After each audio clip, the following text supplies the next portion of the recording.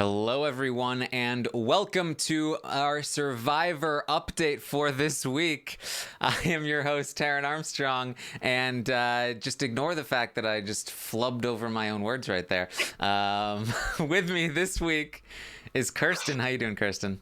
I'm doing well. Honestly, I think that was probably my fault. You're used to talking to me in the morning. You wanted to say good morning, everyone. It's not the morning right now. I mean, I'll take the blame. It's my fault. Honestly, I couldn't remember if I say our update or my update, and so I got caught in between the two words. I honestly, I don't know what I say usually. I'm very confused. You've got to take a page out of Mary's book and just write it down. She's lost without a script. No, that's Yeah. not true. She does very well off the cuff, but she does always have a script. All right. I think also the levels are a little weird. Sorry about that. Let me know if the levels are better as we go Is here. it me? What do I need to do? Tell me what to do. You don't need to do anything. It's Okay. all me. I've got all the control here.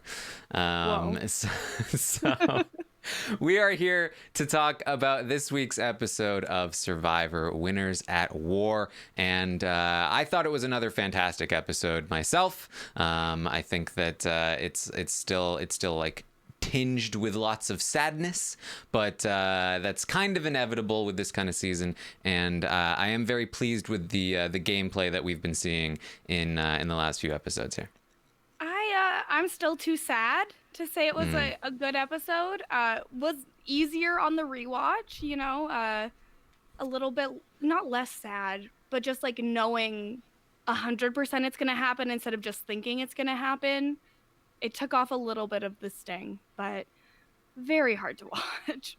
Yeah, I think, in particular, again, like this is sort of the downside of Survivor is that sometimes the edit can forecast things, can kind of show you things that are going to happen in the future, and that can be bad, but it can also be good because, like, I feel like I've been prepared for Kim to lose for a long time based on what we saw of her in the edit. And so it didn't, like, if I was thinking, oh, Kim has got this, and then just like that, like she's gone, like I would have been way more devastated. But I've just been waiting to, like, how is she going to lose for a while now?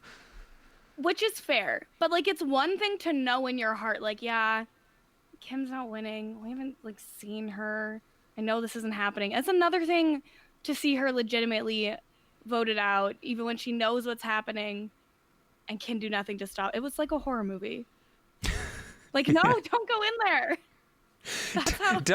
Don't put your arm down. Like, it's literally, I mean, every episode is kind of like this, but especially, yeah, with them, stepping down to eat rather than compete in that moment when you know that Kim is in trouble, is like, no. Like at Tribal Council, and Parvati's like, Kim, why? She was speaking for all of us. Yeah. So a lot to get through in this episode. I think that there's some interesting stuff to talk about. Certainly with Kim, we'll go through the legacy watch, see where that has put her. You still have some time to vote. If you haven't, you can find it at Armstrong Taran.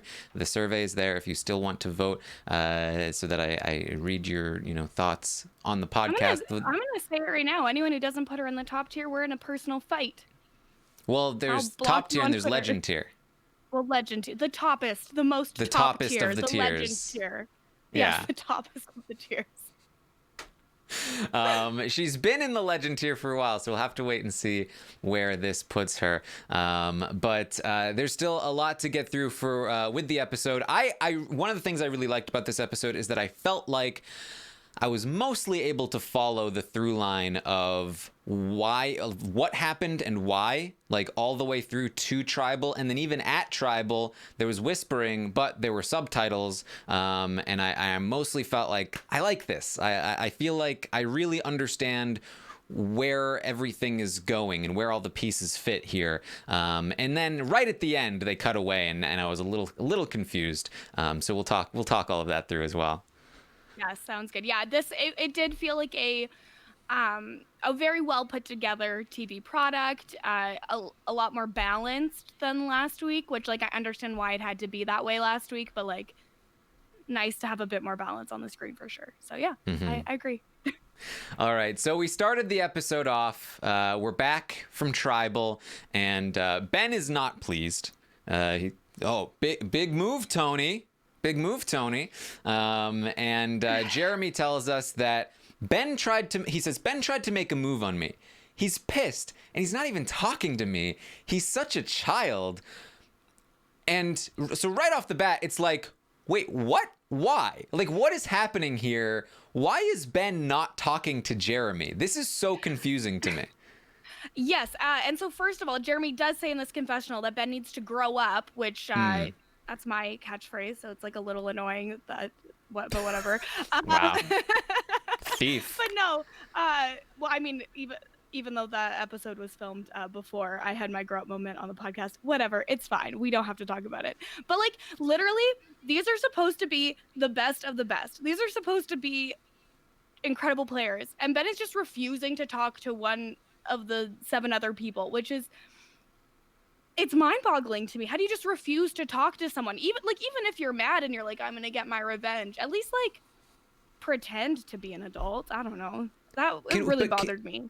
Can we figure out, like, why he was mad? Because I'm still confused. Like, okay, Ben tried to get Jeremy out in the previous tribal. It didn't work. I don't know why he'd be mad at Jeremy for not getting voted out. The tribal before that's exactly why. He's is mad at Jeremy that all for it is?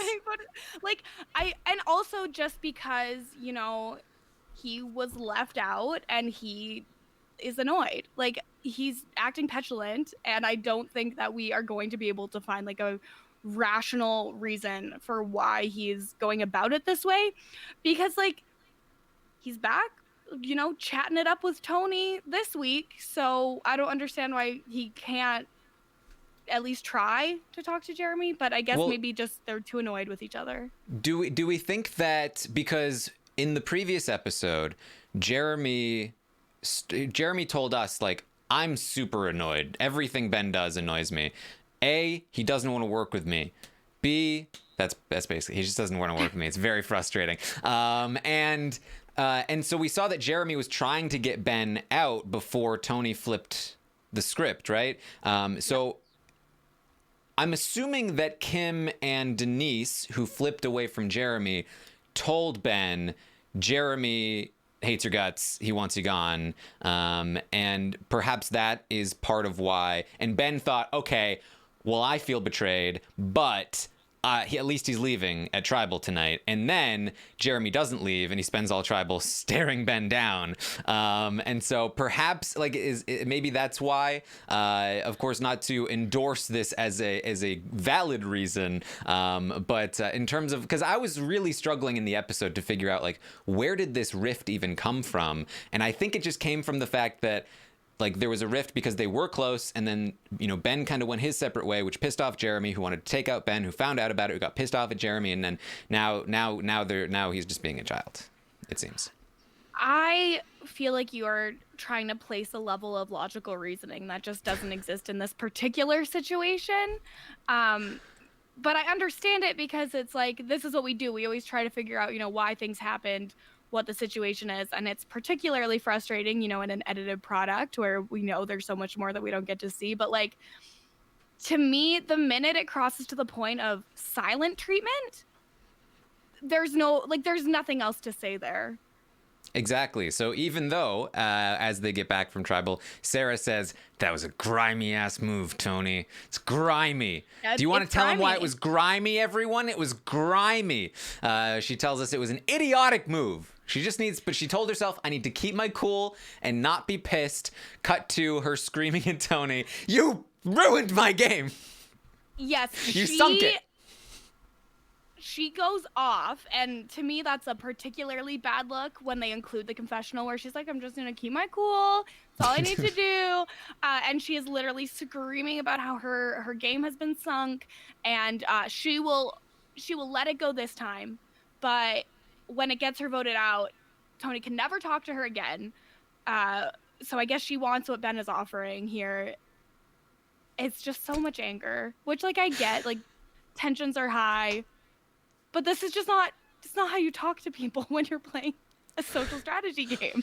Well, I think this is because, like, I didn't realize how close they were on a personal level outside of the game. I thought that, like, okay, they're probably friends. They probably have chatted. But, like, the level of anger and, like this feels like a brother-sister relationship where, like, she is screaming at him, but she still loves him and will work with him. You know what I mean?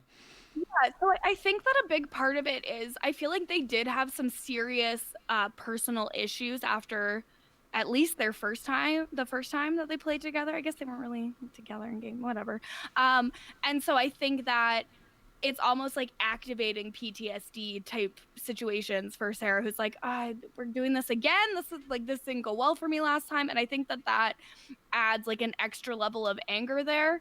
And yeah, I think that they do talk a lot in the real world. Someone in the chat said that they apparently have phone calls every morning, which is more than I talk to any human in my life. So I have close friends. I don't have phone call every morning close friends. So I can see where they would be able to get away with like that level of anger towards someone that you're that close with. What I do like through this is the through line of Tony being like, normally, there's a blind side. You come back to camp, you say, hey, game, you get over it, but not this time. Nobody's getting over it this time. I just normally, I blindside people and then I'm like, I'm sorry. And they're like, okay, it's cool. For some reason, they're mad at me. I don't know what it is. So this time when he has to be both Tony and Trish, it's a lot. It's a lot for him.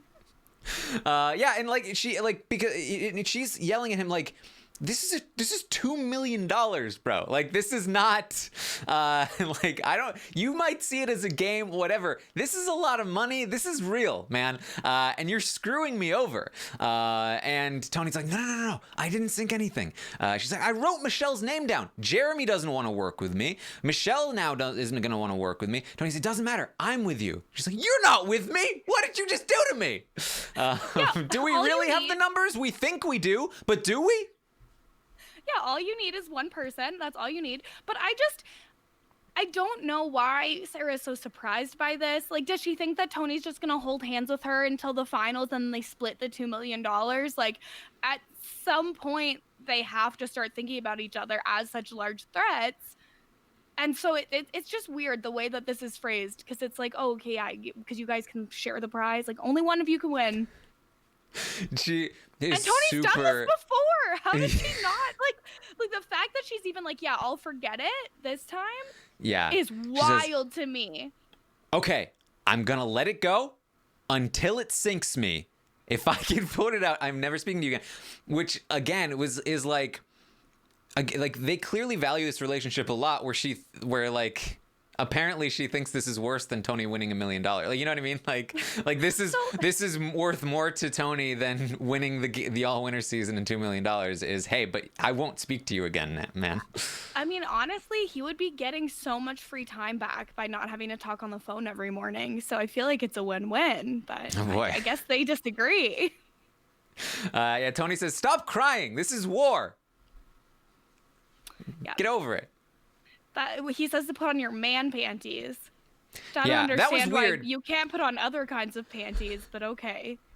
Well, that was weird to me because then he goes into talking about Ben, and I was like, oh, maybe he was talking about Ben when he was saying that. Yeah, I'm assuming that's the case because like Ben is the most petulant one in this situation, so 100%. Yeah. So Tony goes to Ben. He says, I'm with you 100%. It was just tonight. I just wanted to make that one move. That's all it was. I didn't want to hurt you or go to that side. It was just the one. I just wanted the one cookie. That was it. I'm not going to take any more. I promise. And Ben's just like, oh, I don't know. That was bad. You did a bad thing. Tony's like, no, it's okay. And look. I've got an idol. So you can trust me. And Ben tells us, Tony's telling me about all of his advantages and idols, which does gain him trust, but he blindsided me hugely. I don't know if I can trust him, which, like, yeah, you shouldn't.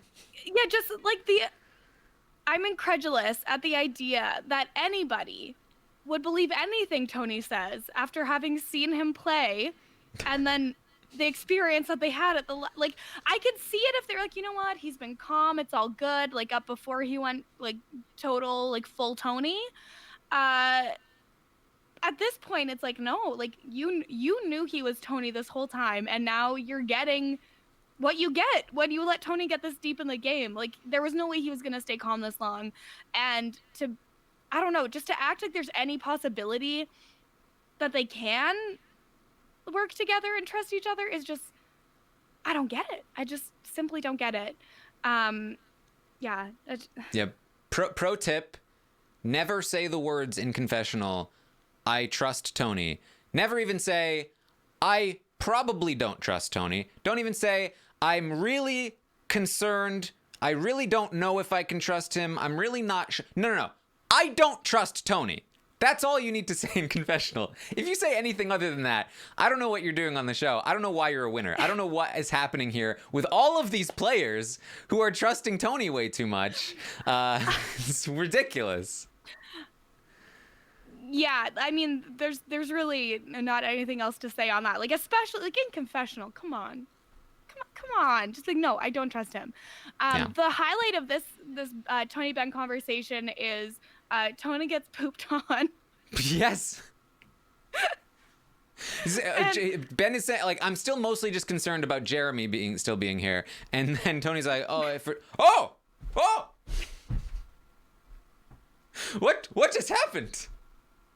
Yeah, my favorite part about that is when Ben's like, I guess you got pooped on by a bird, and Tony's like, what birds are out at night? Was it like a bat? I think I'd have the same reaction. Like, what birds are out at night? I don't know. I'm not a zoologist. But it is considered good luck, I believe, to get pooped on by a bird. So interesting. Is it? I'm pretty sure, yeah. Like, it doesn't feel like good luck, but I'm pretty sure it is. I mean, is it I wouldn't kind of know. one of those things I've where, never like, been pooped on by a bird. like you had to get really unlucky in order to get pooped on in the first place, and so surely you're in for some good luck afterward? Or is it like, oh, thank you, universe, I really wanted that? Oh, maybe it's just after getting pooped on, anything feels like good luck. That's a great point. And the chat is very smart to point out that owls are awake at night, and I appreciate that because I was feeling real dumb. All right. Well, Ben tells us he still wants Jeremy out. He's a challenge beast and a jury threat, and he is not even talking to Jeremy right now. He doesn't want to. I imagine the luxury of not having to do anything you don't want to do. Just imagine it. I can't. Yeah. This is so. I think there's a lot to say about Ben throughout the episode. This is what I think is the most damning piece of the episode for Ben, which is just the weird just not even talking to Jeremy. Now, I don't know, like, it doesn't seem like this was played up in the edit. I know that Ben ultimately votes with Jeremy, so there had to be at least a little bit of something there. But we are seeing this scene where Jeremy is, and it's a little bit later, but like he's genuinely just not speaking to Jeremy's trying to talk to him, and he's just like, nah. Yeah, I would bet a lot of money that we are going to get another Ben temper tantrum next episode. Like, yes, they voted the same way, but it was not because of any relationship with each other. It was about Tony being like the fulcrum there and just kind of doing what Tony says because Tony's in that mood where you kind of have to do what he says. I don't think it means anything with regards to like mended fences or anything like that. Yeah, this conversation, just to skip over the spy nest briefly here, is that Jeremy goes to bed. He's like, how'd you sleep? And he's like, fine. He's like anything else you want to, you want to talk to me, Ben? And Ben's like, no. Why not? Because I said no. It's like, whoa. Yeah, a social game at work, truly. Yeah, it's just like... I don't understand, like, again, if I'm going out of my way to try to assign some kind of rational thought to this, I would say maybe Ben is playing up that he's a GOAT to bring to the end so that everybody wants him in the final three. To be clear, I don't think that's what's happening. But like, I don't get why he's doing this. This is a social game. You need votes. You need people to like you. There's always an opportunity to speak to somebody and sort of mend fences, like something along those lines. But just like straight up not talking to somebody, that's like one of the most frustrating things when like you want to talk to somebody, they don't even give you the time of day. Like nothing will really like sour somebody on you more than just completely not even talking to them.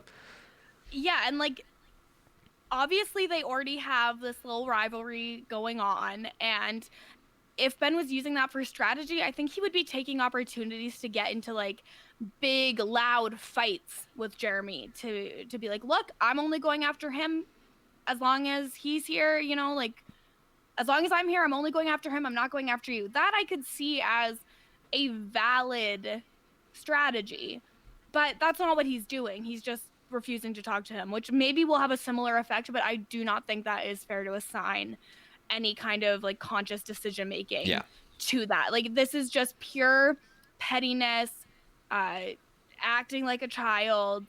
I can't imagine trying to talk to someone and this is the response that I got. And honestly, Jeremy keeps his cool really well here because I would have lost it. Yeah, and I feel like I've met Ben. He's a very affable guy. Like he's very easy to get along with, very nice guy. And I think that like for him, it might be that just he can't take the elements. Like we saw at the beginning of the season, even when like Boston Rob is intimidating him and like people are coming at him, he's just like it's rolling off his back. He's laughing along at himself. But over time, we've seen him get more and more cantankerous and like unwilling to like talk to people, calmly, it seems. And maybe that's the edit, but it just seems like over time, it's gotten to him and he just hasn't been able to handle it. Well, and honestly, I feel like that parallels really well with his first season, where wasn't it Final 7 onwards where everyone was just trying to get him out? So it seems like this is the point in the game where Ben is no longer bearable. It just depends on, idols and fire making to get further than that. I think that's fair. I think that's something that does happen to some people out there that you just can't like I know that when I get really hungry, I get really, and I don't have no sleep, I get less friendly. So like that's something that is going to happen to most people, but like being a good Survivor player requires that you deal with that and that you maintain your friendliness despite the fact that you're not eating or sleeping. But everyone else seems to be managing it just fine. Like, right. For the most part. So the way Tony handles it is that he builds spy nests. He says that he made a big move. There's bound to be some backlash, so it's time for his next operation. It's the spy nest. I perch just like a bird. Maybe that gave him the idea when he was pooped on. He was like, I can do the pooping. He was like, of course, high ground. Naturally, of course. So I have only one issue with this. He's like, I built a nest. I don't think he didn't build anything. He just climbed a tree. You don't know what he did up there. I mean, it looked like he was just climbing up and like had an area where he could hide and be unseen. It doesn't look like he built a legitimate structure for himself, which is fine. We've seen how Tony building structures goes. The greatest trick the devil ever pulled is that you don't see the nest when you look up there. That's the saying, right? Me about the devil. How dare you? Don't act like I don't know what the devil said. This is great too. He says his partner knows that he's undercover, and so Sarah walks over and is just like, "Yeah, I can't see you up there at all. Don't worry. This is great." Like Sarah's into this, or at least is pretending to be into this. She's like pretending to be into it with him, of like, "Oh, this is awesome," but then she has her confessional where she's like, if we were partners in the world, one of us would be fired, and it's clear who she thinks that would be. I'm shocked she said one of us and not Tony would be fired. I mean, she said he's just go go go, and he doesn't let up. And look, and this was telling to me because this is like the day after, presumably the day after Tribal. She says he's got my back and I've got his back, and we are not going to turn on each other. But he's going to get himself voted out if he doesn't back off a little. I think this is one of the strengths of Tony's game, and I think this is something that Spencer said a while ago when he's talking about Cagayan, is that like you see Tony, you see him making spy nests, you see him running around like a lunatic, and you think, surely this guy can't outsmart me. I know what I'm doing. This guy is not good enough to get one over on me. And I feel like that's kind of how Sarah feels. I think she's I mean, we saw way back when the season started, she said, I know Tony. I know what he does, and I know how to handle it. But I think what we're seeing is Sarah in a little bit of denial here, that like she thinks that she's still on top of this and that Tony will burn himself out and she'll be the one that left standing. But she's getting her allies cut left and right. And Tony's the one that's benefiting. Yeah, and I think that it's very fair for people to have thought that way the first time Tony played, but after you saw that formula work for him, you would think that people would have kind of that sober second thought of like, hey, wait a second. Do you think maybe others have been in this position before? And Sarah, of all people, I don't think should pretend she knows how to handle things because he has massively betrayed her in the past. And I just think it's so dumb. Like, it's just so dumb.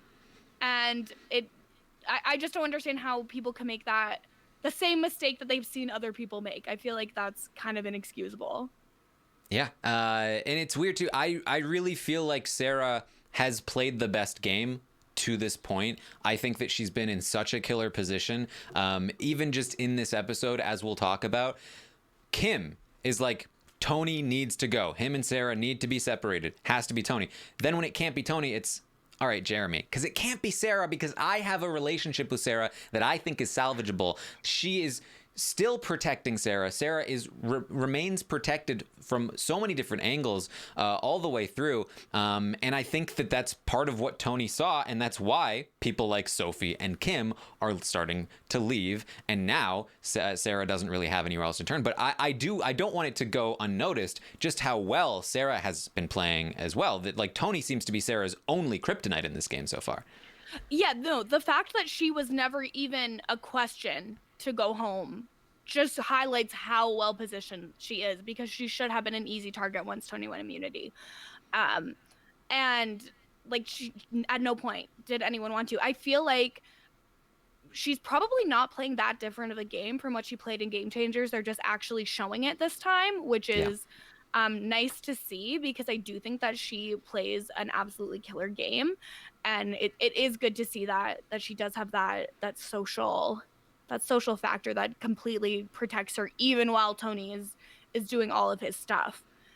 Because the minute he stopped being calm Tony, he should have been just done for. Nobody wants to work with him anymore. They should have not talked to him. Right? Just, no, not listening. You're going to infect me with your ideas, Tony. You're no evil, you know? Yeah. So Kim tells us that everybody wants Jeremy, but she says, hell no. Jeremy is not going next. Tony and Sarah are a problem, but I have a relationship with Sarah that can be salvaged. So she goes around. We see a montage of her approaching a bunch of different people saying Tony needs to go. She talks to Michelle. Michelle is 100% on board. He has to go. She talks to Nick, who agrees. She talks to Ben, who doesn't really respond in this montage, to be clear. She talks to Denise. Denise is on board. And so, but in particular, Michelle seems to be the most on board, that 100% he has to go. She tells us Tony is running the show. He's made fools of all of them. And this is a good opportunity to gain a little control in the game and take out Tony.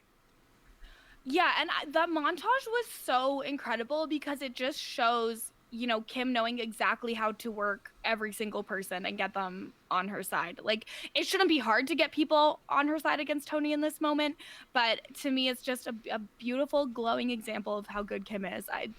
To me, it doesn't matter that it didn't work out for her. She did what she had to do. Yes. So we head over to the edge, and it's time for another tremendous effort challenge. And I loved this edit that we just cut to Ethan and confess. Oh my God, I don't want to do another tremendous effort challenge. Right? Like, after last time, why are you making Ethan go through this again? It's so rude. He already almost died. They have to run back and forth to get at coconuts, and I think it lasts for like over 3 hours or something. And Rob is taking the lead at first, but then he takes a fall and he cracks his elbow. He says, and I was toast.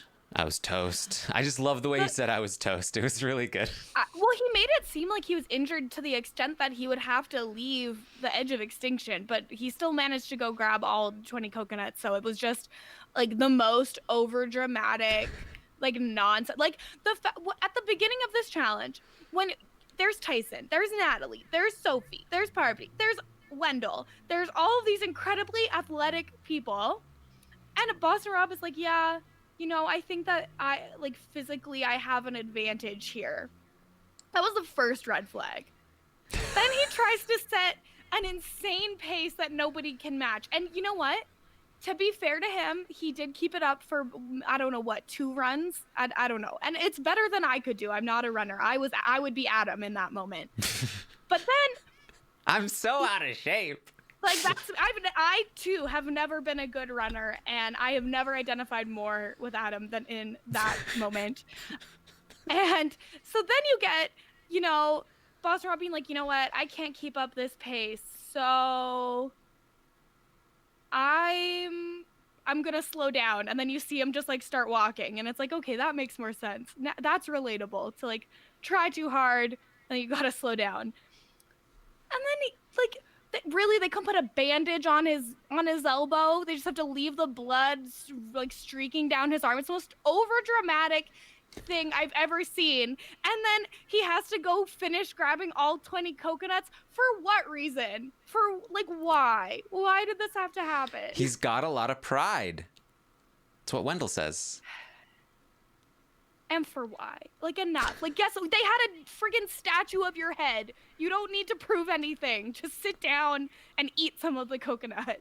Now, I will say, for what it's worth, I read the Jeff Probst interview, and again, for what it's worth, Jeff Probst says that the injury was a lot worse than it seemed, than it looked like, that the injury to Rob's elbow. But I know a lot of people will just say, well, it's Jeff talking about Rob, so whatever. I feel like if it was that serious, then they should have treated it then. Like, why are they letting him run all over an island with blood pouring out of his elbow? Like, it's just either it wasn't that bad and they made it seem bad, or it was bad enough and they just chose not to intervene medically, which is grossly irresponsible. I mean, I think there's some wiggle room between like a scraped elbow and like get him out of here. So, well, I mean, I'm not saying they had to evacuate him, but they probably should have, like, I don't know, cleaned it and like they definitely cleaned it up at one point. Like you could see like you could see that it had been cleaned up at some point. Then they cut back and it was dripping again.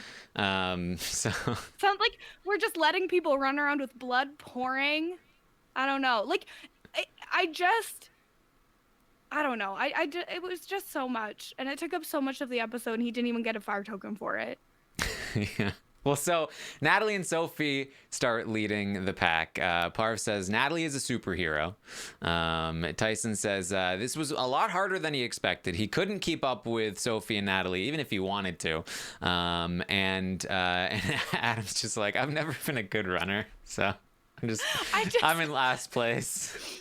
Adam talking about how many times he's been lapped, how he's just not a strong runner. It just was so like it just brought me back to like middle school cross country when they like make everyone exactly it. When they make everybody join the team, no matter your fitness level, no matter your interest in running.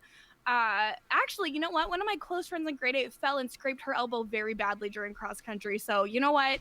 I have a newfound sympathy for that because it took a long time for that elbow to heal for her. My favorite part was Wendell just jumping over the gap in the rocks, and Adam's How did just you like, do that? "How did you do that? What? He like How is that even possible?" and it just like, relatable. just kind of like, slowly climbs down. truly relatable content only. Oh man. I'm like truly. I just relate so much. Like I try pretty much every year. I'm like, you know what? Like I've been working out a lot. Like my cardio is good on like everything I do. You know what? I'm gonna try to run this year. And then I go for one run. No, it's too kind to call it a run. I try to go for one run, and it's like, nope, I'm on death's doorstep. Can't do this. So I would die. I would literally die in this challenge. Yeah. Well, Sophie was in the lead for the majority of the time, but Natalie says she had some left in the tank. She pushes ahead at the end. That's a very cross country move as well. The end sprint, so Natalie ends up winning. And I will say, and she says it's fun. She had a little left in the tank. It was fun. It is fun. It is fun to sprint past people at the end. I saw a lot of people who were surprised at how well Sophie did, but Sophie's always been good at the challenges. And also like with long distance running, like you can never really tell who's good at it, because you don't have to be like muscled up the wazoo to be a good distance runner. You just have to have good cardio and good endurance. Yeah, and she obviously absolutely does. And I think even if she didn't, I feel like Sophie has like the brain power to make up for it and make herself keep going. Like, do you know what I mean? Like some people just have that drive within themselves to make them keep going, and some people don't. Sophie has that drive. She's like, I'm not going to stop running. She's like, I just kept running. And yeah, and she's also like the most recently voted off, right? So like she's got the most like pent up like, I just lost. She doesn't know how to lose. She's still in game mode, and I'm not at all surprised by how well she did. So Tyson, I loved this comment from Tyson on his last lap. He says, "Man, I never thought I'd be so happy to leave a pile of coconuts behind." Harkening back to the coconut bandits. Yeah, just a little throwaway comment there to keep us all on board. Thankfully, he's running from one pile of coconuts to another. True. So he'll be fine. I loved him coming in with Parvati together. I feel like anybody that spends time with Parvati, I'm just like, these two together are great. Like Ethan and Parvati, they're great. Yul and Parvati, they're great. Tyson and Parvati, Natalie and Parvati, Danny and Parvati. Just put her with anyone. She's great. Yeah, Parvati is incredible, and her social game is so good it rubs off on other people and makes us like them too through the TV screen. I did see there was Tyson tweeted out today the picture of him like holding Parvati's hand there, being like, Nick is so jealous of this, and I laughed for probably 10 minutes straight. Like it was good. It's good. Just a Tyson tweet at the right moment can really brighten your whole day. Truly. So yeah, Rob keeps going because he has a lot of pride. This confessional I thought was potentially telling here. He says, I said I wasn't going to care if I didn't win, but I do care. And I feel like this applies to the broader game as well, I think. Yeah, I mean, I think that everything they show us in the edge segments, I am always, looking at it with my what's that magnifying glass? Magnifying glass. Thank you. Oh my God, I'm so dumb.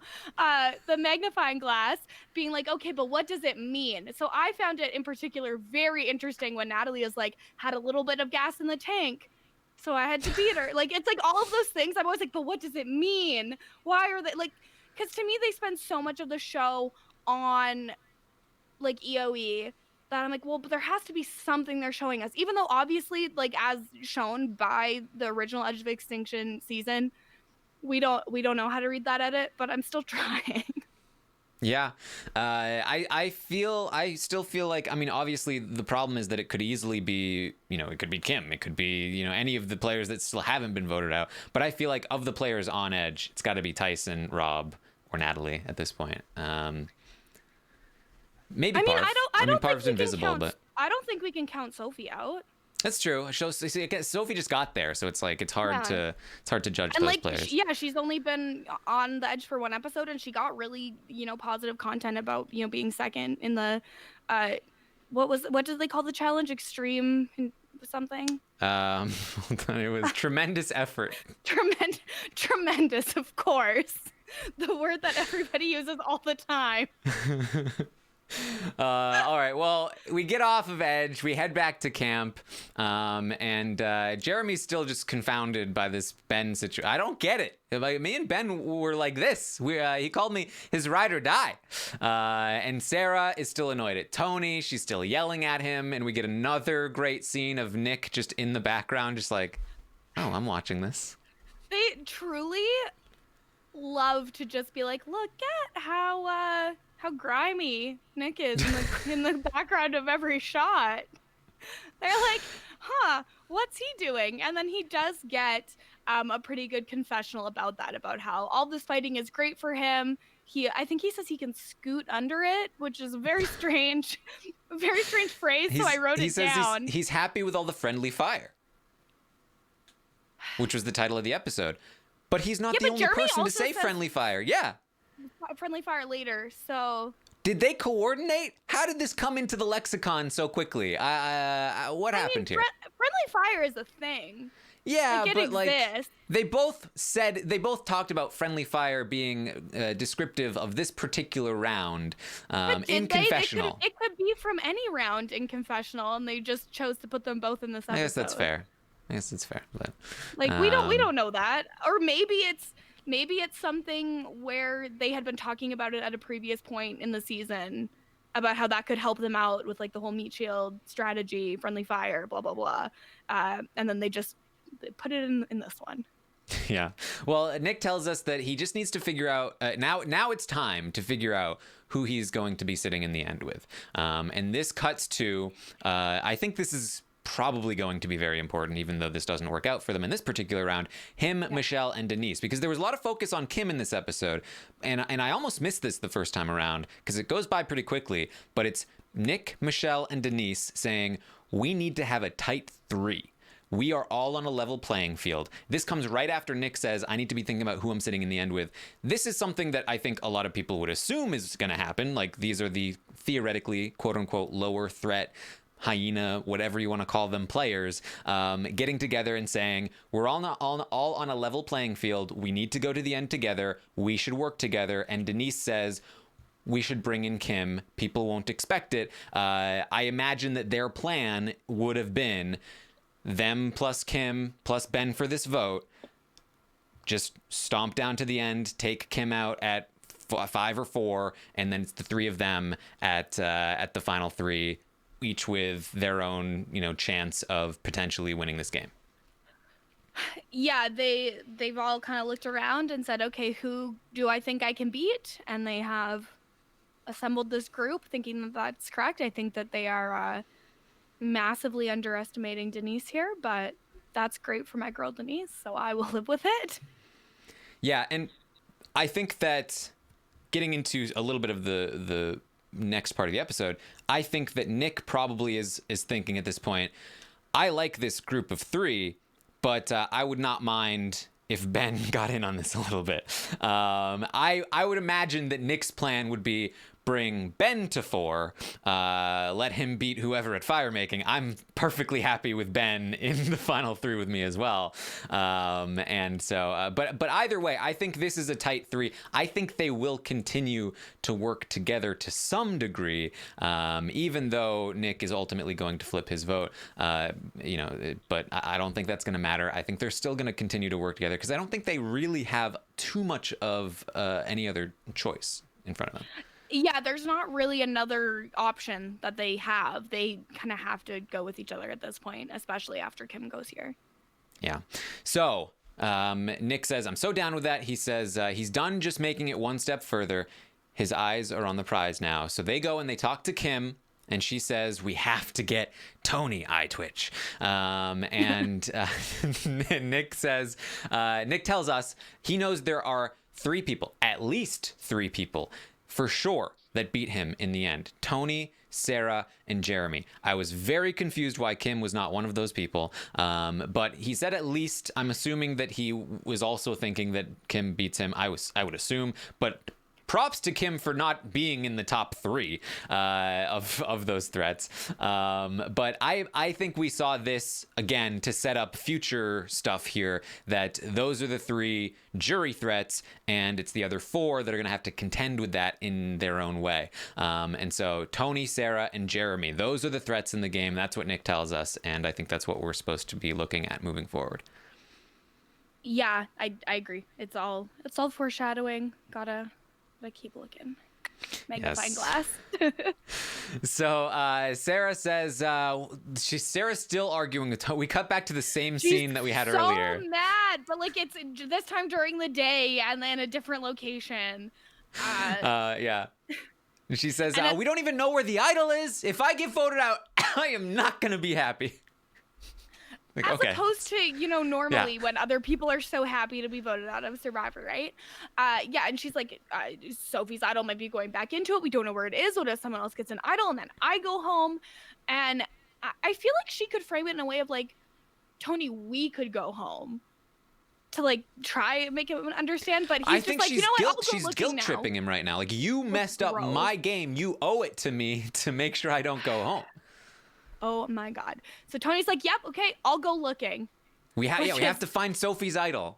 He just needed permission to go looking in this situation. I'm surprised they didn't have like at dawn, like a massive open idol search in this episode. I was really expecting that, and maybe they were just too mad. I don't know, but I found that very surprising. I'm assuming that they did go and search early in the morning, but nobody found anything. And that then they took a break and then they continued to search. Like, this footage probably came from all over. This probably took a while to find.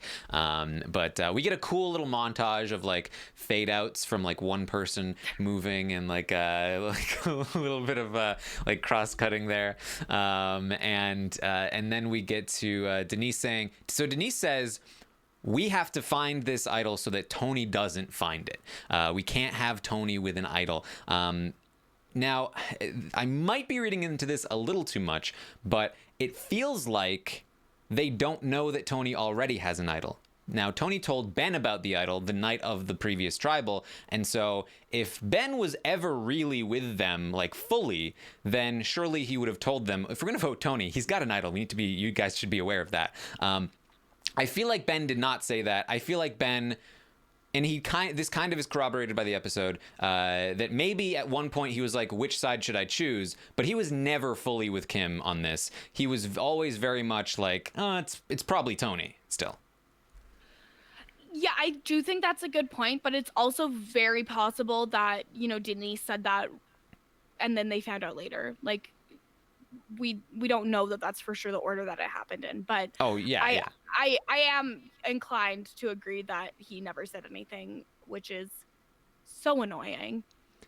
Yeah, it feels to me like Kim, approached Ben with all the other people, and Ben was like, sure, because I'm going to leave my options open. But he never actually was like fully on board. And then we see in this scene, Ben is talking to Tony and he says, hey, watch out.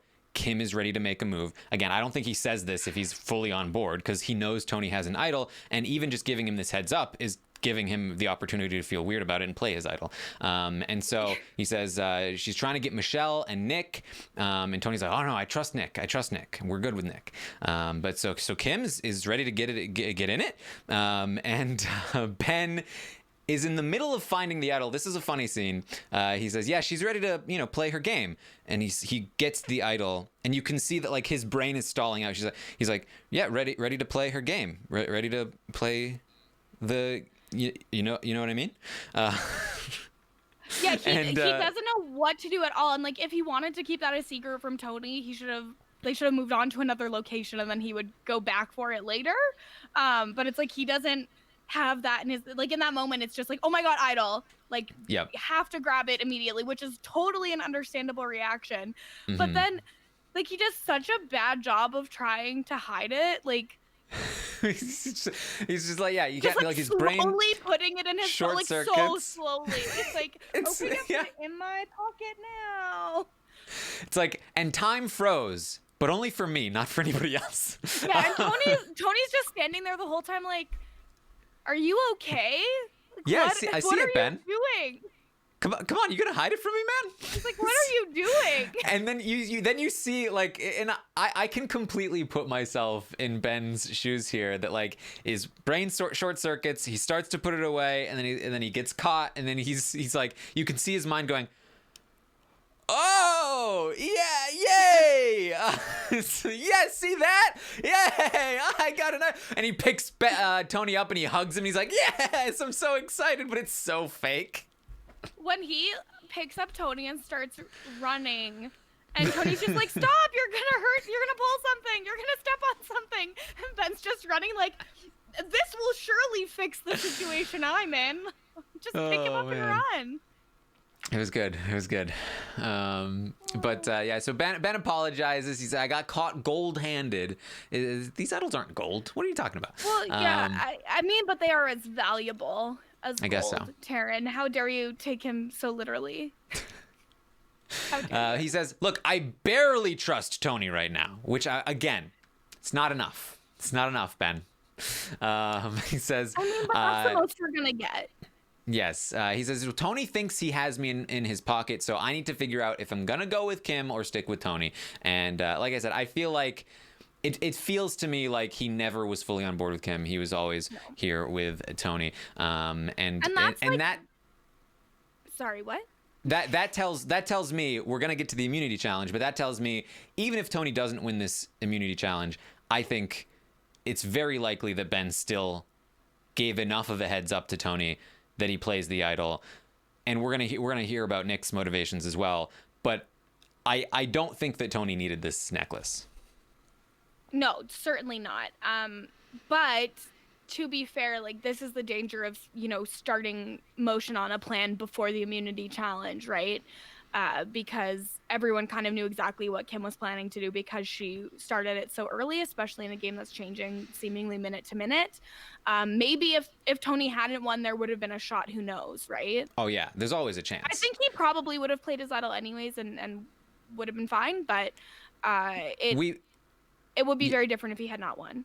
Yeah, we basically hear from Ben that he didn't want Tony to go, and Nick has said, sort of outside of the game, that he also did not want Tony to go. And so with both of them not wanting Tony to go and both of them needing to be votes to get rid of Tony, and if either any one of them had just given Tony a little bit of a heads up and he plays an idol, it seems a lot less likely that Tony does go home there. But it's so interesting to see. No, go ahead, please. It's so embarrassing to admit that at this point. Like, yeah, I didn't want him to go home. Like, that is mortifying. If like, were I in that situation, I don't think I would ever admit to it. I would just be like, yeah, I wanted him out the whole time, but there was just no support there, so I had to go along with it. Like, that's embarrassing. Yeah. It's so interesting to me to see the contrast of Tony's game and Kim's game. Kim is making plans before the immunity challenge. Kim plays that way. She doesn't play a chaotic game. She plays a very calm and collected game. She is, always, light on her feet. She is capable of playing from the bottom, as we saw. She did definitely at the very start of the season lose her cool a little bit, but kind of in a way that just ended up benefiting her. But contrast that with Tony, who it seems in the last two tribals put something together right before or at tribal to make something happen, and you can see where that contrasts with Kim in a way that like makes it a lot harder for Kim's style of game to combat Tony's style of game, and it's so interesting because they're both so good at the game that seeing them compete in this way I thought was so fascinating. Yeah, and it's just another example that chaotic people are not the people you want to play with. You want to play with people that you know what they're going to do. and you can anticipate it. And the fact that so many people are comfortable continuing to play with Tony when he has shown that he will change things up on the fly, he will betray his alliance, and he will just expect it to go back to normal afterwards. Like, these are all massive red flags that should be preventing him from having the alliance that he seems to have. Yeah. So this was actually a pretty funny immunity challenge. It wasn't the most epic one, but there's some funny moments in it. Jeremy ends up falling first. Then Ben ends up touching the platform, which you're not allowed to do. And Jeff is like, "Oh, Ben, you touched." And he's like, "Oh." Which is, again, like Ben and his instinctual reactions to things. Like, "Oh, like, no, but Jeff is like, "You didn't? Like, did you touch?" And he's like, Yeah, I touched. I truly loved how, as he's walking back to the bench, Jeff goes, "Sorry, Ben, but thanks for the integrity." Yeah. Like, it's I wonder if that was another dig on Wendell. Was that another dig on Wendell? They better leave Wendell alone. There was a lot of back and forth earlier in the season between Wendell and Jeff, and I wonder if Jeff is still remembering the Wendell thing. When he was like, hey, I finished. Didn't call you. I mean, but that was like understandable given Wendell's history. He just wanted to make sure that the same thing didn't happen twice. I don't blame Wendell in that moment. Anyone who does. No, I'm just saying. Is Jeff holding a grudge? Is Jeff digging on Wendell in this moment? I don't know. Because Jeff's time was so wasted by being, his attention called to come look at a puzzle when he is calling a challenge. Sorry, Jeff, that he called on you to do your job while you were at work. Like, goodness gracious. If Jeff is holding a grudge, I'm livid. Jeff is then going to offer some peanut butter and cookies and chocolate to the players if they want to step down, which is literally exactly what Ben had asked for, and Ben is not. And it came out at the 15-minute mark. Yes. Sarah says, "Damn, you see all that?" And Ben is just like, "Yeah." And Jeff makes the point of, this is exactly what Ben asked for, and it was coming out at 15 minutes no matter who was up there. So then we see... And Jeff also made a big point of pointing out that there was milk there. Like, no, I didn't see anybody drinking the milk. Cookies.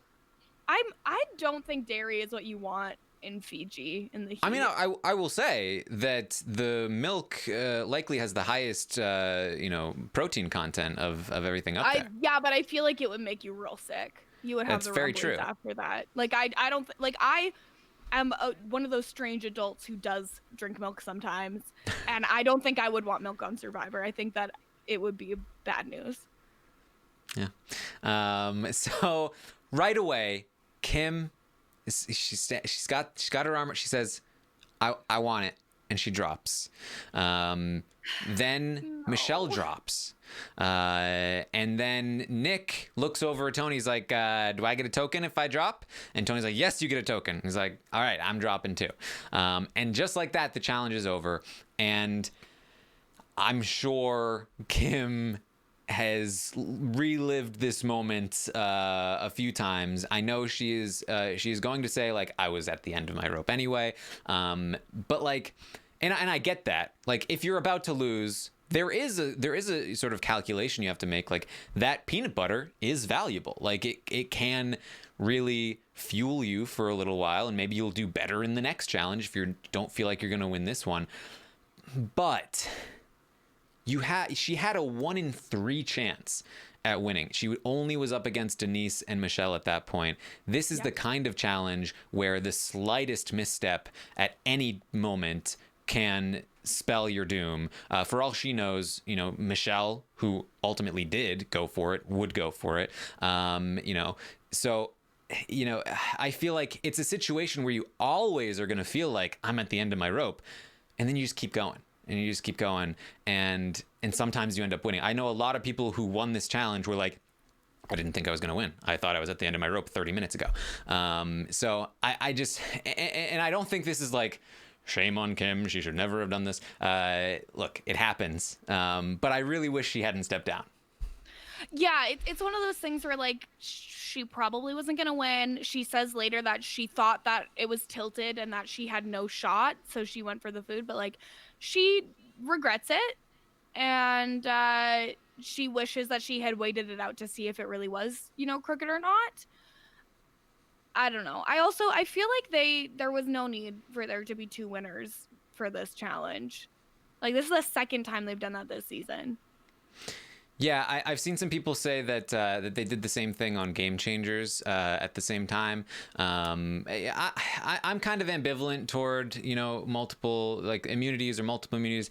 I don't mind multiple immunities because I feel like the immunity challenge so rarely impacts the game anyway, and we spend like 10 to 15 minutes on it every single time that it's like, if it's actually going to have an impact, I don't mind that, as long as it's not making an impact every single week. But I didn't mind it. 8 people left, having 2 immunity winners, and like what? They're taking their cues from Game Changers? They should know better than that. Come on. I've seen some people speculate that this is also like an opportunity for them to get more fire tokens into play, which I think is potentially one of the reasons why they would want to do something like that. Yeah, but they could have done it where like if you win, you get so many fire tokens. If you're second place, you get so many fire. Like it's true. They could have done it in different ways if that was the motivation. It just, to me, at 8 to have 2 immunity winners is just an insane decision. I don't think it's an insane. I don't think it's an insane decision, but I respect your opinion. Thanks, Taran. I've seen some people who also share that opinion, that they did not like. And even in the chat right now, I'm seeing a lot of like, it's stupid, and a lot of like, it's fine, I don't care. So I think there's a lot of back and forth there. But yeah, I think this decision to drop is even worse when there are 2 immunities. Again, fewer people that she had to compete against in the first place, and fewer people that will be vulnerable for elimination. With only 6 people going to be vulnerable. Plus, that there are probably 2 idols in play at this point, and who knows how many advantages. It's just like this is the kind of thing where you have to just go for it. Yeah, 100%. I think that like this is a point in the game, especially where you just have to go for it, especially with a smaller field. So co-sign that. So Jeff, this is a funny. I think they mentioned it on the know-it-alls that after Kim drops, she comes over, she starts eating the cookies and the peanut butter. Then Michelle drops. Then Nick drops, and Jeff he's holding the tray. And you can just tell he's desperate to go, Denise. Oh, Tony, like he wants to put his hands up and do the thing, but he's holding the tray, and so he's just like, take it, Kim. Kim's like, no, I'm eating, shoving it into her mouth, and he's like, Kim, can you take this? And she's like, I can't eat if I take it. I can't eat if I'm holding it. So he's like, okay, no, I want my peanut butter. Denise, you have won. As he's literally walking backwards as Kim is walking toward the stand so that she can keep eating, and he's like, Denise, you've won. Yeah, Denise is like, did I get it? Did I get it? He's like, yes, he hasn't put his arms up yet. Yes, you did. Just with the tray out. Like he's bringing, breakfast in bed to someone. Just, there should have been some sort of like stand he could have put that down on. Like I feel like that was something they could have solved rather than being like, oh yeah, Kim, can you just hold this so everyone else can eat and you can't? I like that Kim had the power to just like, no, Jeff, you're just going to be my holder here. She is so good that she can say no to Jeff. Okay. And then we see, like Denise is still standing there. She goes, I got it. I got it. F yeah! Woo! Like she has such a dramatic reaction, which was so fun. Incredible. I love it. Yeah. And then Tony's like, can I eat? And Jeff's like, you cannot eat. You just want immunity, brother. I did love that. Like, you cannot eat. No, like you have to drop if you want to eat. You don't get to have your cake and eat it too. I also really loved how Tony's like, Denise is like, you did it, and he's like, can you come like undo it so I don't get wet? Like, I don't want to get wet. Everyone else is drenched, and he's like, I don't want to get wet. Oh boy. So then Tony tells us in confession, anything could have happened. I could have sneezed. A mosquito could have bit me in the eyeball. 1 token for immunity? Sure. Fun stuff. The idea of a mosquito coming at your eyeball is like one of the scariest things I can imagine. Because especially like you're stuck, your hand is up, you're not allowed to support your other hand. Bug flies into your eye? No, sir. Anything can happen. So we head back to camp, and Kim tells us the immunity challenge was a son of a bee. And I was like, Kim, you should be on one of my podcasts. And she said, my plan was majorly foiled. This is not good. And I thought this was an interesting contrast to the previous episode when Kim said, or she is then going to say she's mad that Tony won 3 immunities in a row. He's got tons of fire tokens. I don't know why she thinks he has tons of fire tokens, because I'm not sure that's true. But he's driving her crazy, and I thought this was really interesting in contrast with the episode for the confessional from the previous episode where she said, "Yay for Tony winning 2 in a row, putting a target on his back. Good for him. This is great for me." But when it becomes the 3rd in a row, she's like, "Damn it, Tony." Yeah, 2 immunities, good for you. 3 immunities, no. Not okay anymore. But this did, again, make me question. So Tony had 3 tokens. Then he got 3 from other people. Spent 6. He had none. But then he won immunity, which meant he had 2 again. Then I assume he paid back people with those 2. Then he offered 1 from this one to Nick, which means theoretically he just only has 1 token left again. And is in debt for 1 fire token. Well, I've seen some people say that he did not promise to pay maybe Nick back, so one of the people back, and so maybe that's why he's still not paying, because he offers Ben a token to hear him out on the Kim thing, which means he still has 1, which means he hasn't given all of them away. But yeah, why wouldn't Michelle have told Kim about the conversation she had with Tony where Tony was looking for fire tokens? You would think. Right. So it made me, why is Kim saying that Tony has tons of fire tokens? Because if she knows about the extortion, then she knows that he had probably at least like 1 to 0 tokens coming into this immunity. He wins 2. He has at most 3, but surely they also heard that he offered a token for Nick to step down. They yelled it practically. So one of those is going away. So it's like, does she maybe not know about the extortion, or does she not know about him paying back from the extortion? I don't know. Yeah, it could be either of those things. It could also just be that, they get a fire token at least with every immunity win at this point, and it just feels that, this is his 3rd one. He must have 1 million fire tokens, just like the impression based on him winning. It might not necessarily be, I'm sure he has so much and I've done all the math and I know how it works. It could just be, I feel like he has a ton because he keeps winning. Mm-hmm. Well, can't be sure, but we get another funny little scene here that we just randomly cut to Sarah and Tony, and she kind of just like does one of those playful punches, and Tony's like, "Ow! You got heavy hands, man." She's like, "That hurt?" It's like, "Yeah, that hurt." When Tony said you got heavy hands, I lost it. A true comedic moment. But also maybe like don't punch your friends. It didn't, honestly, I've watched this punch twice now. It doesn't look that hard. I don't know. I assumed that, was it the arm that he was holding up? Was it maybe sore? I was not paying that close of attention. Because to me, that was what it was. Like, she punched him in the arm that he was holding up for a long time. But I was not paying that close attention, so I could be wrong. I think it was. So maybe that's why. So Kim, Michelle, Ben, Nick, and Denise get together, and they say, all right, back burner the plan for Tony. And Nick is like, oh, man, I really regretted stepping down. I made such a mistake. I'm so sorry, guys.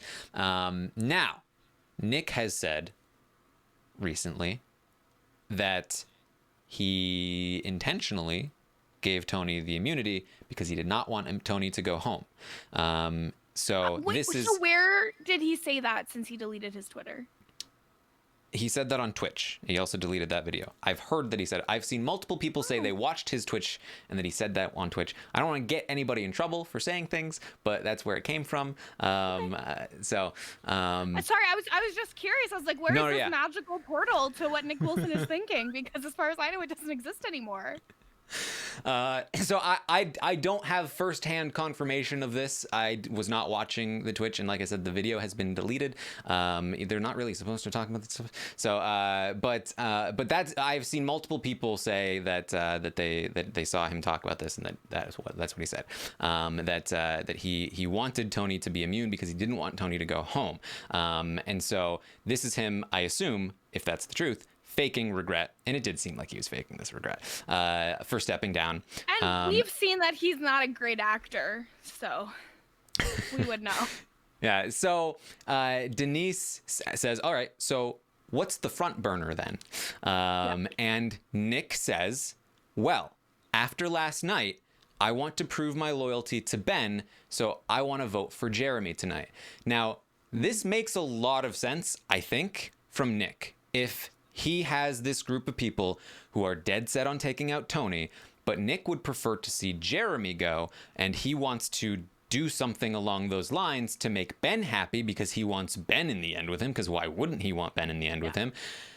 So he gives Tony immunity, keeping his options open, working with the Kim group, and keeping Tony happy, not having to break any of those ties, and gets to make Ben happy and take out Jeremy, one of his biggest threats, who is not working with Nick. And Jeremy has this connection to Michelle, who I'm sure if Jeremy leaves, then Nick has a better connection to Michelle at this point. So I think from Nick's perspective, this is him sort of orchestrating, it's not going to be Tony, it's going to be Jeremy, because that benefits me more. Now, obviously, this backfires on Nick when Ben ultimately is convinced to not go that way, but I think this is what Nick was doing here. Yes, I don't think he really has another choice. And I feel like, honestly, it makes very good sense for Michelle at least to also be on board with that, even though it sucks because she's close with Jeremy. She can't beat Jeremy, whereas there's a shot with Ben. Yeah, and this is a great opportunity for Nick to be... Hands are tied, we can't get Tony, so it's gotta be, sorry, Michelle, it's gotta be Jeremy. We gotta please Ben because we need his 5th vote. And so that's seemingly, they all quickly agree to this. And I do think, they talked about this on the Know-It-Alls last night, I do think this is potentially where Kim goes wrong, because she's basically relying on Ben as the 5th vote. And Ben is obviously not reliable for the 5th vote in this scenario. If she decides she wants to put the votes on Ben, that's the other option that I heard considered. Why not put the votes on Ben and pull Jeremy in? Jeremy, surely, would happily vote for somebody that's not him.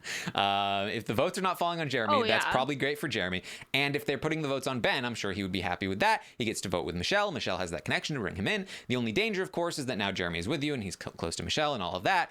But at least it's like a little bit more solid, and for Kim especially, it keeps another bigger target in this group with you, where if you're the only big target amongst Ben, Michelle, Denise, and Nick, you're gone at 5, 100%. But if Jeremy's in the mix a little bit more, I think you have a little bit more leeway. So should Kim have gone after Ben here is the question. Yeah, and honestly, I think it's hard to say I do, because they don't know how things are going to go from here. And everyone just has, everyone does have a different perspective here. And this is the one scenario where, Tony isn't an option because he won the immunity. And so they have to switch things up. And it is really good on Nick to have put it in the direction that most benefits him, because obviously Michelle and Kim would both rather work with Jeremy, and Nick got what he wanted in that conversation, not in the game. Yeah. But Yeah, I mean, this is another scenario where it's just like I'd really love to hear from Kim, like what her thought process was in this moment, but it does seem to me like the Ben move might have been the better play, but there's so much we don't see, it's hard to know. But they agree on Jeremy, and Kim says, okay, we'll split up Sarah and Tony next time. And Nick tells us, this is a win-win for me. I got cookies, I got a fire token, and Jeremy goes home. So this is great for me. And meanwhile, Michelle is sad. She's sad that it has to be Jeremy. Like, I don't want it to be Jeremy.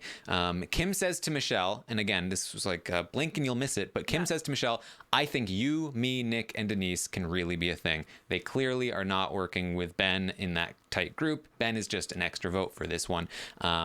Kim sees it as them four, or at least she's portraying it to Michelle in that way.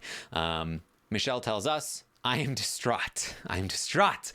Jeremy has been my true family out here, and I don't know how to get out of this pickle. I want to circle back to this later, because we hear this from a couple of different people that this is a pickle. We want to save Jeremy, but we don't know how. So we go to Ben talking to Tony, and Ben lets Tony know they were going to blindside you. And Tony's like, well, who? It's like, well, Kim is leading the charge, but Jay has to go tonight. It's got to be Jeremy. And it's like, guess what? That could have been an option had you not said this. Like, Ben and the verbal diarrhea has been such a recurring theme over this season, and it's just, why are you still talking? Like, in my notes, I have Ben tells Tony their whole plan, and then in brackets, mother effer. Because that's how I felt in that moment. Like, no, why are you doing this? Enough. Yeah. If Ben wanted Jeremy to go home, it definitely did not work in his favor to give Tony the heads up ahead of time. Like, and that's one of the main differences between Tony and Ben, is that Tony like understands how timing works. Right? Like, Tony will tell people after, I'm so sorry. He asks for forgiveness rather than permission. And what Ben is a little bit more like, well, I need to tell you this now, when really he probably should have waited until after to be like, okay, I'm telling you this. Now, that said, I don't know if getting out Jeremy was Ben's best move at this point, because as we just sort of saw, he's number 5 probably in that group of 5 that are voting for Jeremy at that point. And they will probably either take him out at 5, or he'll have to do fire making at 4. And even if he gets there with Michelle, Denise, or Nick, I don't think Ben wins. I mean, I don't think Ben wins against anybody at this point, but like, for Ben to have any chance at winning, yes, 100%. Like, the fact that he's played himself into this position, so why would we think that he would know what would be the best move for him at this point anyways, is the question I have. Well, so I was thinking about this, like, obviously Ben's best move is to just not piss off the jury so that he can go to the end with the likes of Michelle, Denise, or Nick and have a chance at winning. But that's not really in the cards for him. And so, like, you got to sort of play who you are, I guess. And with that in mind, I actually do think it kind of makes some sense for Ben to go along with somebody like Tony. Now, I don't think he's doing this willingly, and I don't think he's thinking along these lines, but it kind of brought me down a spiral of thought process. So hear me out. Okay. Like, I'm listening. if Ben goes with Nick, Michelle, and Denise, and they just take out all the bigger threats, and they get down to the end, and he somehow makes it into the final 3 against Nick and Michelle or something, he's drawing dead, right? There's no way he beats Michelle or Nick at that point, because there's nothing. He has much worse jury management, and he didn't do anything to get there other than go along with the other people who did the exact same thing. So I feel like the best move for somebody like Ben in this position, who you have bad jury management, you know that you can't beat any of the other people who are like, we can only beat each other. You're like, I still can't beat you.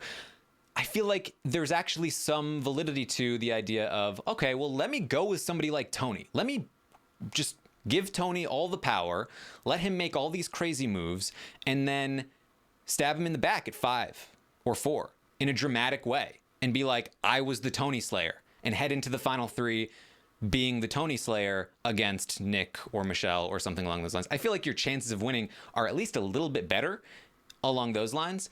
In worst case scenario, Tony, you're not able to get Tony out. You're in the end with Tony. You're still drawing dead, but like maybe there's a small chance that they're bitter against Tony or something. I don't know, not likely, but it's not like it's much worse than being in the end with two people you couldn't beat anyway, right? Yes. Now, would it have made sense for Ben to have tried to get voted out a little bit earlier to make friends with everybody on the edge? Honestly, and take the like 1 in 13 chance to get back in the game. I think in general, he doesn't have a great chance at winning that challenge, but it still could be a better chance to win than what he's got right now. I agree. And that's sort of what I'm saying, where it's like, yeah, he could go along with Nick, Michelle, and Denise, but like, that's a 0% chance of winning as far as I'm concerned. Literally anything else would be a better move, I think. Throw anything against the wall. And honestly, getting voted out probably also might be a little... I'm usually the one that's like, Dom and Colin, come on. It's not in their best interest to go to the edge. Literally, I was telling Colin the other day how I thought that was insane, but now I think it might hold some water. I'll have to apologize to him. With Ben, yeah. For Ben, although in this scenario, the problem, like, if Ben goes to edge, like, is that really going to make a difference with the jury, or is he just going to be like, no, I'm not talking to you guys? Oh my God, can you imagine? I can see it. He goes there and he's like, I'm mad at you guys. I'm not talking to you. Oh my God. I don't know. Wow. Anyway, food for thought. I didn't even consider that. So maybe not. Maybe I don't need to apologize to Colin Stone after all. All right. So, all right. So we get to Tony is going to go confront Nick about the blind side, and Tony says, did you hear anything this morning? Anything going on? Nick's like, no, I don't know. Let me try to remember. Yeah. Tony's like, well, that's weird, because Ben told me that that Kim was saying that she wanted to blindside me, and that you were there. Yeah. That's now that I'm thinking about it, there probably was, I think she did mention it to me at some point. I don't know. Let me think. I can't remember. Oh, maybe she did. And he's like, who's she? And he's like, Kim. And Tony's like, okay, so Kim did it. Like, I got you. Like, he didn't even need to use any sort of like interrogation tactics. He literally just had to ask one question. And Nick is like, I don't know. Like, is this man not a lawyer? Should he not be able to think on his feet? I do want to say that we get this kind of thing in reality shows a lot. It's very, very, very easy to edit someone to look like this, because all you need to do is cut out what they actually say and just cut in the little awkward moments in between or whatever. I don't think that's what's happening here. They probably made it a little more dramatic than it was. But I just feel like I just wanted that out there in general, that it is very easy to make someone look like this much of a fool. I think that he really was fumbling a lot here, though. There wasn't really the like cutaways that would be indicative of that. Like exactly. It was shown in a very linear fashion, whereas if it was like a Frankenbite or they had cut a bit out, I don't think it would be so smooth and seamless. So I really do think that this is how that went, and that is a very bad look. I really think he was not, because here's the thing, the main thing. If he wasn't expecting it, then it's easy to get into that position. Exactly. The main thing is that he clearly was not expecting it, and he lied in the initial question. Like, it doesn't matter that he stumbled afterward. It matters that he already failed. Tony asked, did you hear anything about this? Because he knows. And Nick was like, nah, nothing. And then Tony, but I know. And at that point, it's like, it doesn't really matter what you say at that point. You've already lost. Like a good, smart, smooth talker, whatever, might be able to like talk their way out of it from that point. But I feel like most people are not that good. And certainly it does not seem like Nick is. That's not an easy thing. Like but the thing is too, is like when you're getting asked point blank, like I heard people were saying my name, even attempting to lie there, Like, if you're not going to commit 100% to this is the lie and I'm going to go so far with it that I end up believing it myself, you're going to get caught. Exactly. Like, you need to have a story, whether it's the truth or like, okay, if Tony asks me, I'm going to say that, oh, I've been meaning to talk to you about this, actually. It was brought up, but I shot it down. Don't worry. Like, whatever it is, you need to have something prepared so that you don't get caught in this kind of situation. You gotta be ready. Yeah. You gotta be prepared. But I did like that, even though he's stumbling over his words here, at the end of it, he was still like, I will say that my pockets are a little light here. Yes, of course. Just so smooth. Oh, my pockets are feeling quite light. It worked well as a distraction. It moved the conversation forward.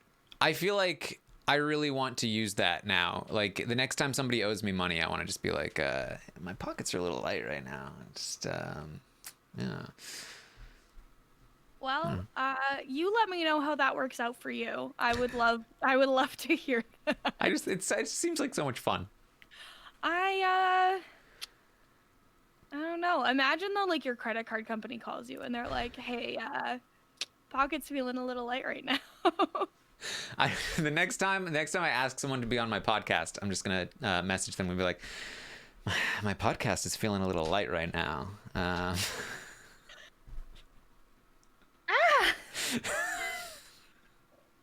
I wasn't ready for that. There's a spot that needs to be filled, I think. If you ever message me again to be on a podcast and you don't frame it that way, I'm not coming. Sorry, I will not be present. It's fair.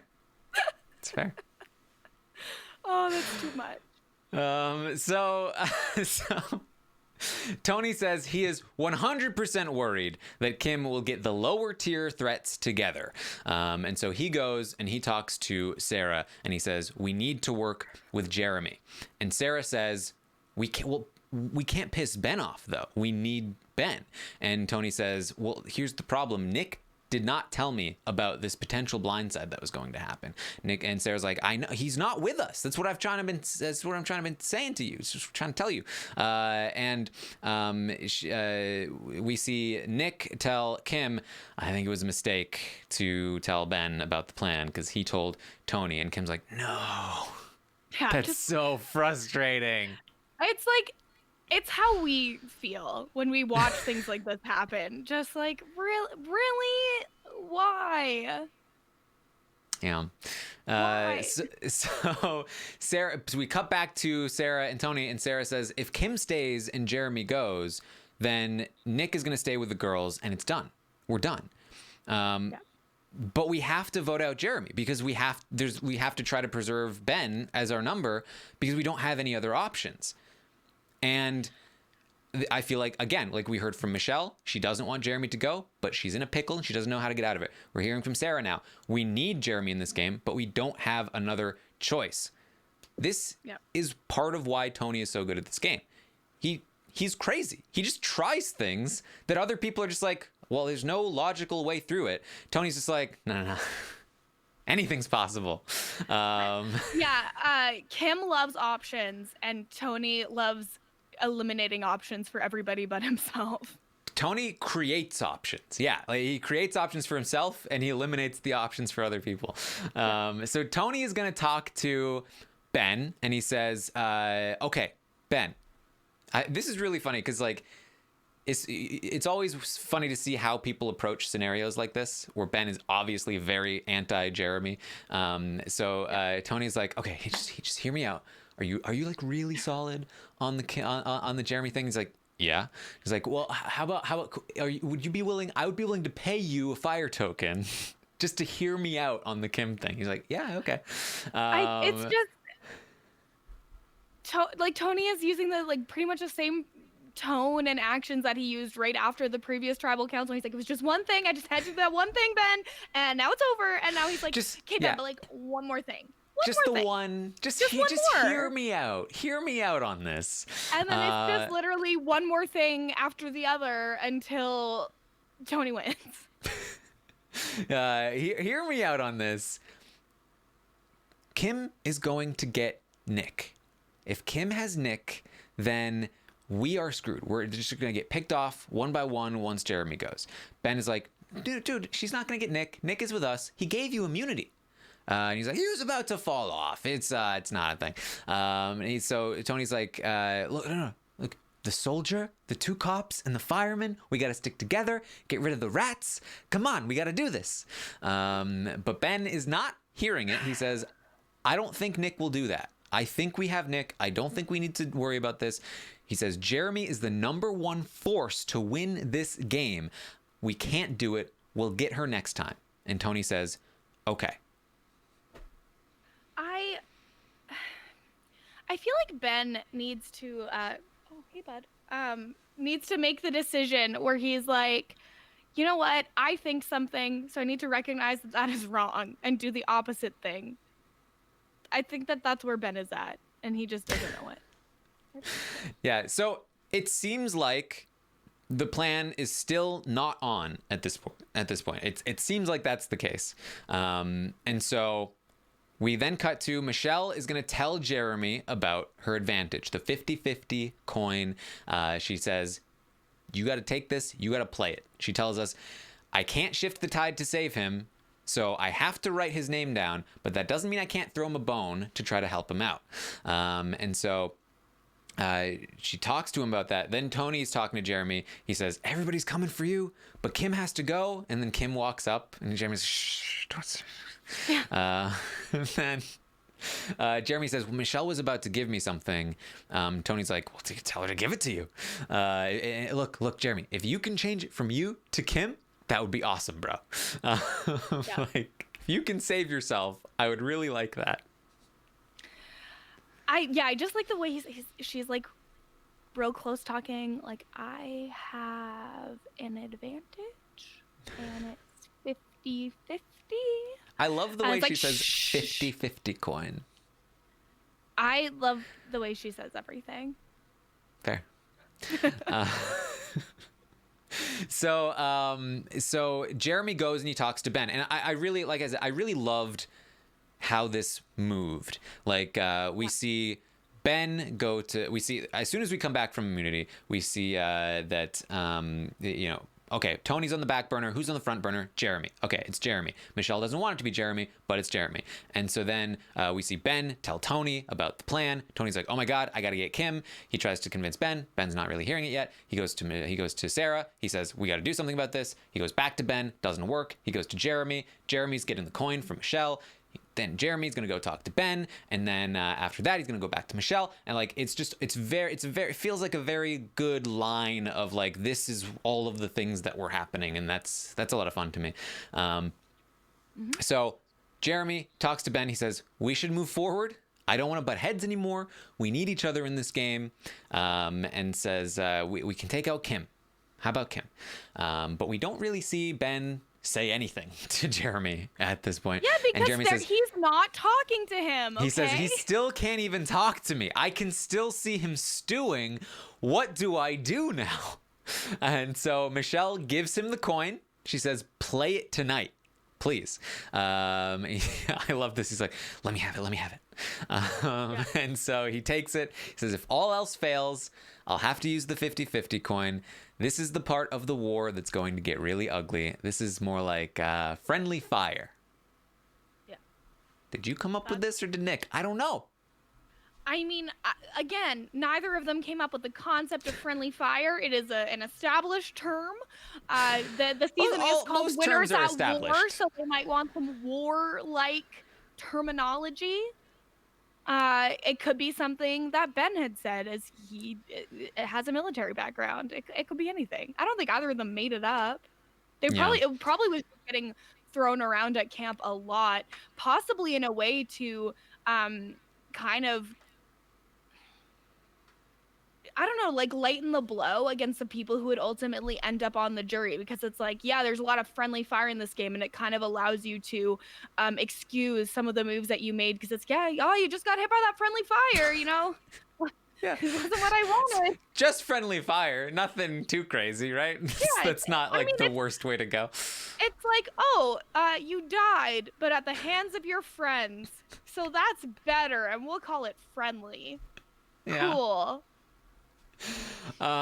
So how do we feel about Michelle giving Jeremy her coin here? I've seen a lot of criticism for this move, which I don't think is super unwarranted, because I don't think there was a ton of strategy going into this. It seemed, or at least it was portrayed a lot more like, I just don't want to see Jeremy go, so I'm going to give him this thing, and hopefully it works and he stays, and that would be nice for me. But I'm not sure I see the sort of strategic through line of like how this makes sense for Michelle. Yeah, so like, I can understand wanting Jeremy to use the coin and possibly save himself. That I can make sense of. They've been together the whole time. They've been very close. They've worked together on a lot. That I get. What I don't understand is giving him the coin and then also writing his name down. I feel like it would have made a lot of sense for there to have been some sort of third option that they could pile votes on and then, you know, split things up a little bit in order to, you know, protect Jeremy, whether the 50-50 worked or not. So by voting his name down and not having an additional option, that to me is where it gets a little crazy. Yeah, exactly. Because like sort of similar to the Sandra thing, where it's like, okay, you gave this person your advantage so that you could, I guess, sneakily make a move that you wanted to make, but you don't have to actually make it yourself. You're just giving away a power so that they can do it for you. But you can't expect this to remain a secret. It didn't remain a secret before it even happened. Like, she hadn't even given the coin to Jeremy, and it was already out that Michelle was giving away this thing to Jeremy. Not to mention the fact that, like, Tony already knew that Michelle bought an advantage with her tokens.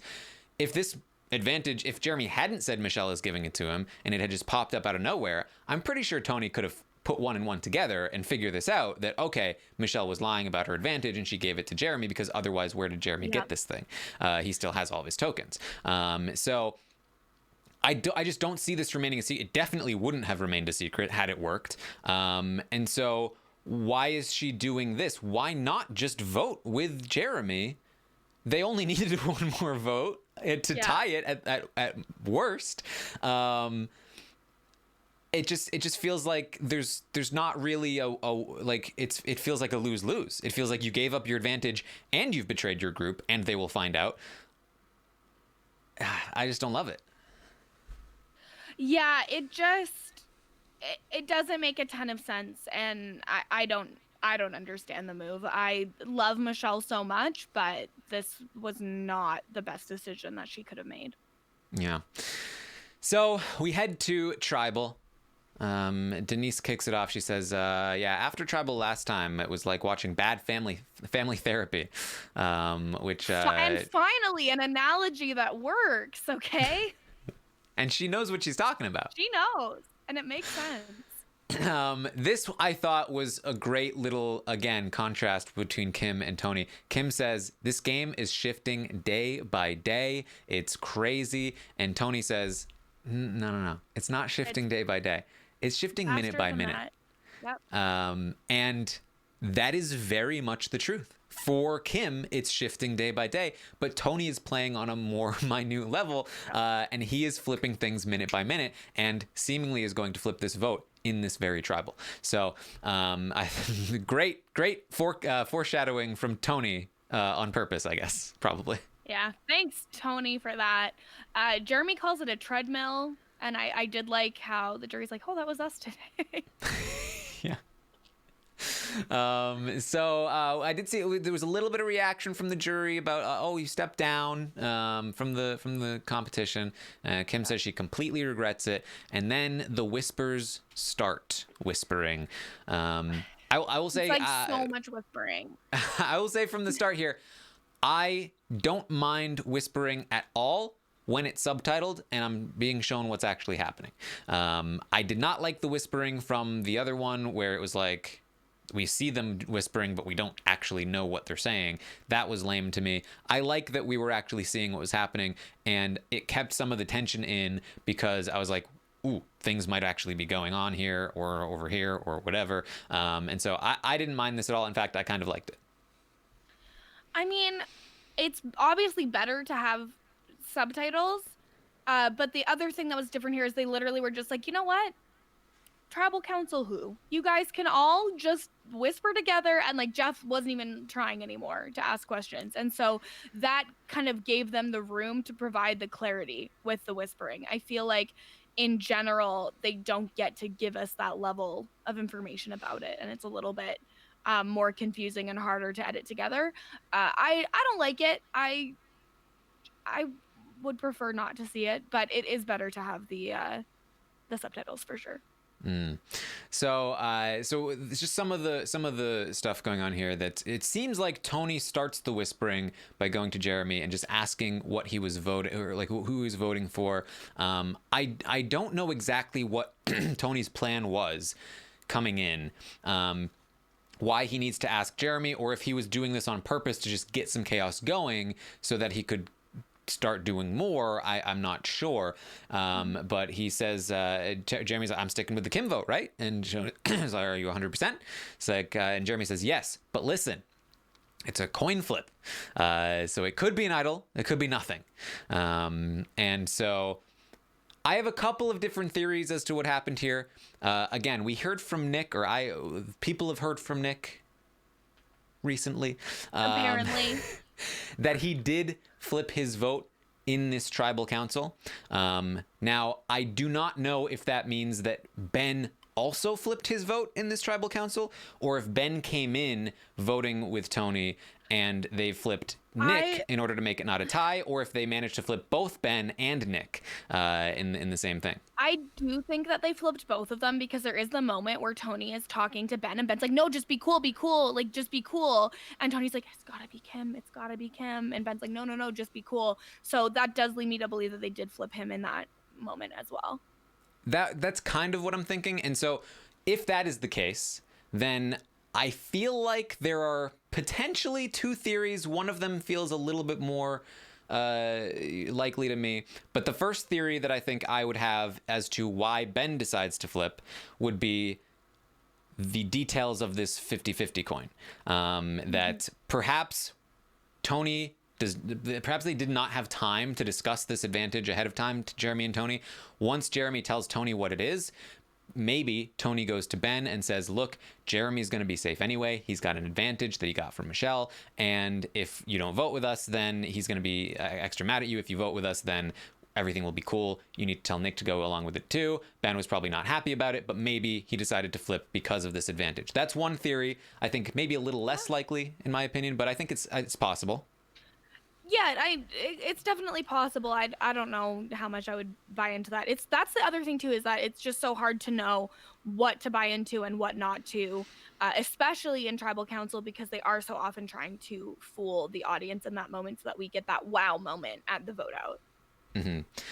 So we also saw Kim obviously noticing this is not good for her. She knew exactly what was going on. Like, even they're lying straight to her face and she's like, no, I feel like you guys are going to screw me over. She knew the whole time. Yeah, she says to Jeremy, I feel like Sarah, Tony, and Ben are trying to take control of this, right? Mm-hmm. And so she tries to make some kind of plan with Jeremy, who tries to confirm it with Denise, and that's a whole other thing once this ends. But maybe a very small theory would be maybe when Kim goes to Jeremy about an alternative plan, perhaps that's where the Sarah stuff comes from. Maybe Jeremy's able to rat her out a little bit to Tony and say that Kim is trying to get something else started, and maybe that's bad for Sarah. But that's a reach. Yeah, we haven't seen anything to really indicate that from Kim anyways, because she specifically stated she did not want Sarah to go. Exactly. So we hear Tony go to Ben and say, I think they're trying to get Sarah. I don't know where this came from. Like I said, it could have been from Kim. It could have been that Kim was even just saying that to Jeremy, and then Jeremy spun it in that way. Yeah. Or maybe Tony spun it in that way. But this is sort of leading to the second theory that I think is potentially more likely, that that Ben flips his vote here because he's worried that the votes are going to go on Sarah, that the votes are flipping without him, and that Jeremy isn't going to go anyway, and so he might as well go with Tony. So Tony says to Ben, I think they're trying to get Sarah. Ben goes to Sarah and says, Tony says they're going after you. That's what he thinks. How is that? What is happening? And Sarah is just like, I'm getting that sense. And she says to Ben, well, Tony can play his idol on me, and then if they aren't going to go on Jeremy, and Ben says, okay, then I won't do that. So it feels like this is potentially the moment where Ben flips his vote. They managed to convince him that the votes are likely enough to fall on Sarah, that the idol might need to be played, and that Ben just needs to vote with them because it's not going to be on Jeremy anyway. It's going to be on Sarah. And so it feels like maybe this is it, that they kind of hoodwink him into voting with them so that he can save Sarah, essentially. Yes, and in that moment as well, that's when Ben asks if he needs to play his idol. So like there's definitely a large portion of that conversation that's cut out. Yeah. So I could absolutely see that holding water. He says, okay, then I won't do that. Yeah. Wait, do I need to play my idol? So yeah, I feel like, and this isn't necessarily to like save Sarah. I think he likes Sarah and is working with Sarah closely. But I think it's mostly that, like, I don't think Ben ever felt super tight with that Kim group anyway. He's just voting with them to get Jeremy out because he wanted Jeremy out. So it wasn't that Ben was voting with that group. He was voting Jeremy out. And the thing was, if he is convinced that they are no longer voting Jeremy out, then he has no incentive to vote that way. And if he is the sole vote for Jeremy and they all vote Sarah, then he's sort of screwed over his allies, and now he's in a really bad spot, and Jeremy is still there. So I think that might be why he ultimately says, fine, I'll just go with Tony and Sarah for now, and we'll do this thing. I also could see Tony fully making up that someone had dropped Sarah's name. Just to get Ben on board. Like, he just made it up completely, and that nobody had even dropped it as an alternate plan in the tribal council. Because I think if anyone had actually been talking about Sarah as a viable option, she probably would not have felt so comfortable telling Tony not to play the idol. Exactly. And if we're going to add on top of this theory a little bit here, I wonder how much of Tony standing up saying that he was going to play the idol on Sarah was not only a show for Sarah to some degree, but I wonder how much of that was for Ben's benefit as well. Sort of as proof that, like, hey, we're not fooling you. We really think this is going to go on Sarah. You know what I mean? Like if they're telling Ben, we're really, really worried that the vote's falling on Sarah, Tony might have to play his idol on me. You have to vote with us. And then Ben does. And then Jeff asks for an idol, and they're like, nah, I'm cool. Then it really looks like they completely screwed Ben over. But if Tony stands up and he's like, Sarah, what do you think? But Jeremy, I don't know. And Sarah's like, it's okay. You don't have to do it. Okay. So then they're not wasting the idol, and it makes them look like they were still really unsure about it. I don't know. And now Tony gets to have a bag of tricks again. Yes. Yeah. So that's just an additional level of fear and intimidation that Tony can use to try and push himself forward, whether he wins immunity or not moving forward.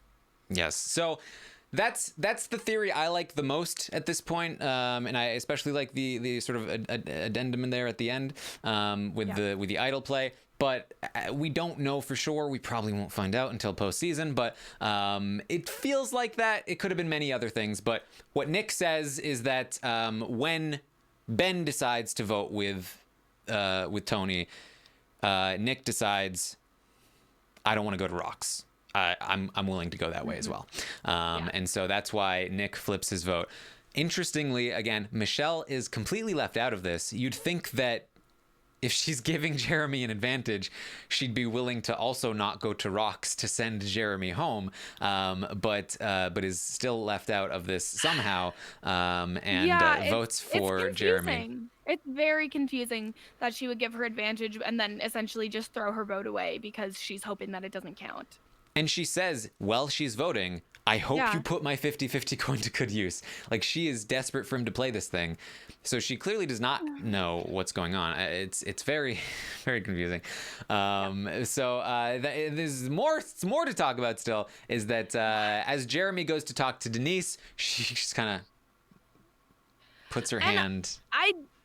She's just like, no, I am done with the whispering. I'm done with everything. Like, she kind of starts the tribal council out with being like, all this whispering, it's driving us all mad. Like, this is too much. We just want to, have a tribal council where we talk and we vote, and that's it, and that's that. And that's kind of a through line of the tribal council. So in that moment when Denise is like, no, I'm done, I'm not doing this, I can see where she's coming from, because she was fed up with all the whispering before any of that happened. So I can see why she'd be like, no, I'm just voting, it's fine, we're done. I think maybe kind of similar to what we talked about with Ben. Over time, no sleep, no food. We similarly saw Denise snap occasionally with Abby Maria in her first season, which, it's Abby, but Denise snapping toward the end of a season, not something we haven't seen before. And so I wonder how much of the sort of physical toll that we don't usually pay a lot of attention to has to do with this sort of thing. But she's just had enough. She's gonna say, nope, I'm done. Yeah, and Jeremy's like, are you sure? Like, you're only safe for tonight, right? And she's like, yeah, I'm sure, I'm done. And so I'm imagining that this tribal council went for literally hours, that they were all exhausted. They all wanted to go to sleep. And honestly, I think that both of them were fine with their actions in that moment. Like, sure, Denise maybe came off like a little bit rude, but I didn't think it was like beyond the pale. And I think that Jeremy was totally valid in his like incredulity to be like, really? Like, you want to stop talking? I'm just imagining Jeremy in this situation where he's been dealing with Ben giving him the silent treatment for days. And now he goes to talk to Denise. No, we're done talking. And Denise is like, nope, not going to talk to you. He's like, what? Why does this keep happening to me? I hadn't even thought about it in that context. That's so funny. Yeah, but again, like, I do think it's totally valid for Denise to just be completely over the whispering, especially when she's safe and she just wants to get through the boat, get on a boat, and go to sleep for the night. And I can understand Jeremy being like, really, nobody is talking to me, I'm so mad right now. Like, I just don't think either of them were necessarily in the wrong in that. Yeah, that moment. I do. There's been talk to. Somebody asked in the chat, is this a good look for the jury though? Especially, I think I think for both of them, but I think especially from Denise, because ultimately she's on the wrong side of this vote, which I think makes, in retrospect, this look a little worse for her. That she's sort of shutting down conversation. She's done with it. And then she ends up on the wrong side of the vote. It makes her look like, you were wrong there. Like, you that was a wrong call. Is that really going to matter, though? I think sometimes we overvalue like how much the jury cares about little moments like these. But I think there's some validity to it. It's also a situation like the jury's not seeing her write her vote down, so like they don't necessarily know that she was on the wrong side of the vote there. In that moment.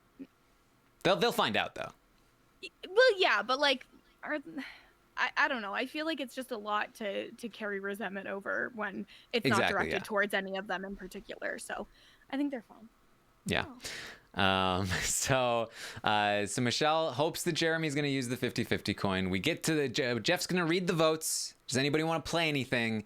This is when Tony steps up. He's like, let me just, Jeremy, did you vote the way that I wanted you to? He's like, yes. It's like, Sarah, you good? Jeff, I'm gonna play. Just gonna play it for Sarah, and then Sarah's like, you're good, Tony. You don't have to play it.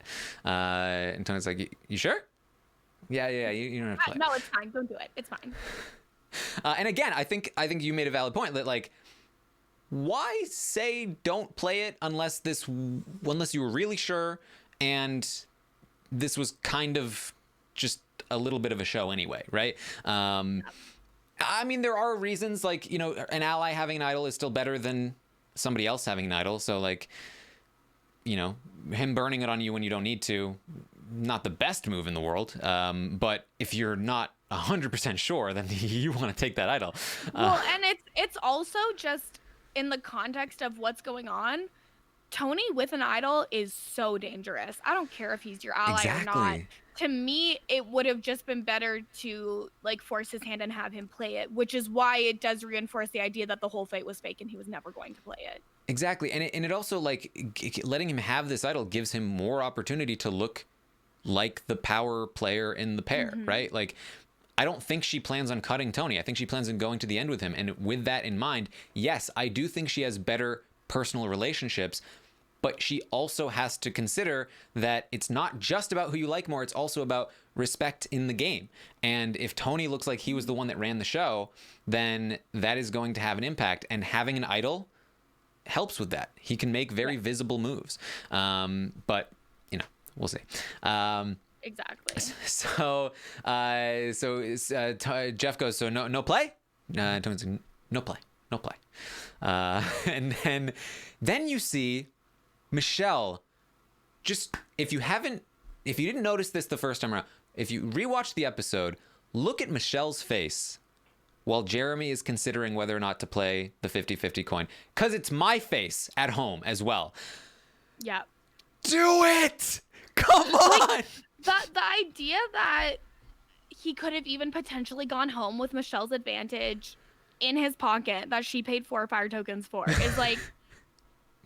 Now that's extortion, okay? Like, she is pleading with her eyes, Jeremy, do like, it. What are you doing? And he's like, what? He starts to take it out. He's like, I'm gonna do it. And Michelle's like, yes. It's like, she's like, yeah, come on, do it, come on. I don't know. And she's like, whoa, no, what are you doing? And Tony's like, if you didn't do that thing, then play it. But if you did do that thing, you're good. He's like, go. No, you sure? Oh, all right. I'm not gonna. You sure? Yeah. Go. Do the vote. Yeah. And Michelle is just like, she's devastated. She's like, what have you done? I just voted you out. What have you done? Yeah, just like horrified. The votes are being read and Jeremy's name is popping up and she's like, she looks like she's like just everything has been drained from her body. And this is also interesting that Tony is putting his arm on Jeremy's shoulder. He's putting his hand on Jeremy's shoulder like, you're good. Let me prove this to you. You're fine. I promise. And the votes are being read, and Kim has been voted out. It's gross saying those words. I put 7 to 10 sad faces after I wrote it down. 7 to 10. Somewhere in there. I'm not counting them right now. That seems like a waste of time when we're live on air. But a lot of sad faces in this document. I'm devastated. Like, especially she knew it was coming, and at that point, there wasn't a whole lot left for her to do. So, rest in peace. Pour one out. Yeah. Again, interesting reaction here that Tony is going to put his hand on Ben's knee. He gives him a little bit of a knee, good job, Ben. Good job. I love the close attention you pay to this body language, because I would have never even considered that as a notable moment. This is what prompts Boston Rob and the jury to go, look, Tony's a boss, dude. Because he puts his hand on Ben's knee and says, good job, Ben. This is 100% up Boston Rob's alley. Like, he's like passing the torch, Tony. Yeah, Boston Rob is in love. And hopefully, years from now, we will see Tony bleeding over coconuts, Carrying his family on his back. Literally. So Kim is going to bequeath her tokens to Michelle, Denise, and Sarah. Again, Sarah with the crazy good social game, because she was just on the other side of that vote. Like, Kim can give 2 tokens to one of Denise or Michelle. She doesn't have to give one to Sarah here, but she does. How many bar tokens does Sarah have at this point? Like, have many people been leaving them to her? So in the previous episode, Sarah had 1. Sophie bequeathed 1 to Sarah, so she had 2. She just got bequeathed 1 more, so now she has 3, I believe. Okay, not bad in this economy. Now, I will say that I think Kim is doing the right thing, spreading out the tokens.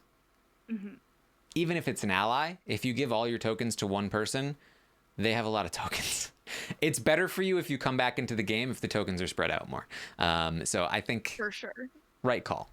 And like, she doesn't know at this point that she could have opportunities to sell things back to people for a huge number of tokens.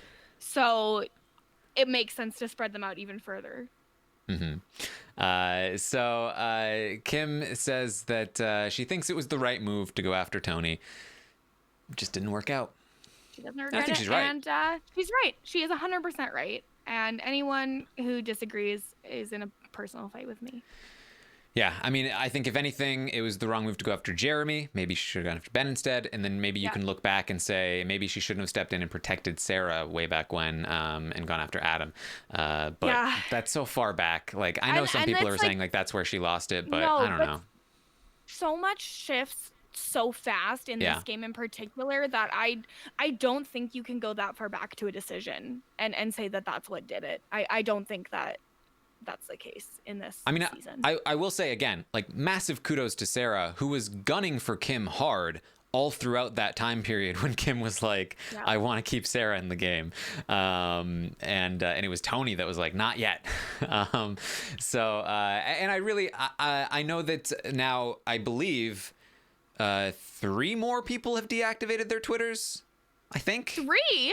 I only knew about 1. Let me see. It's Taran. Well, so Nick had already done it.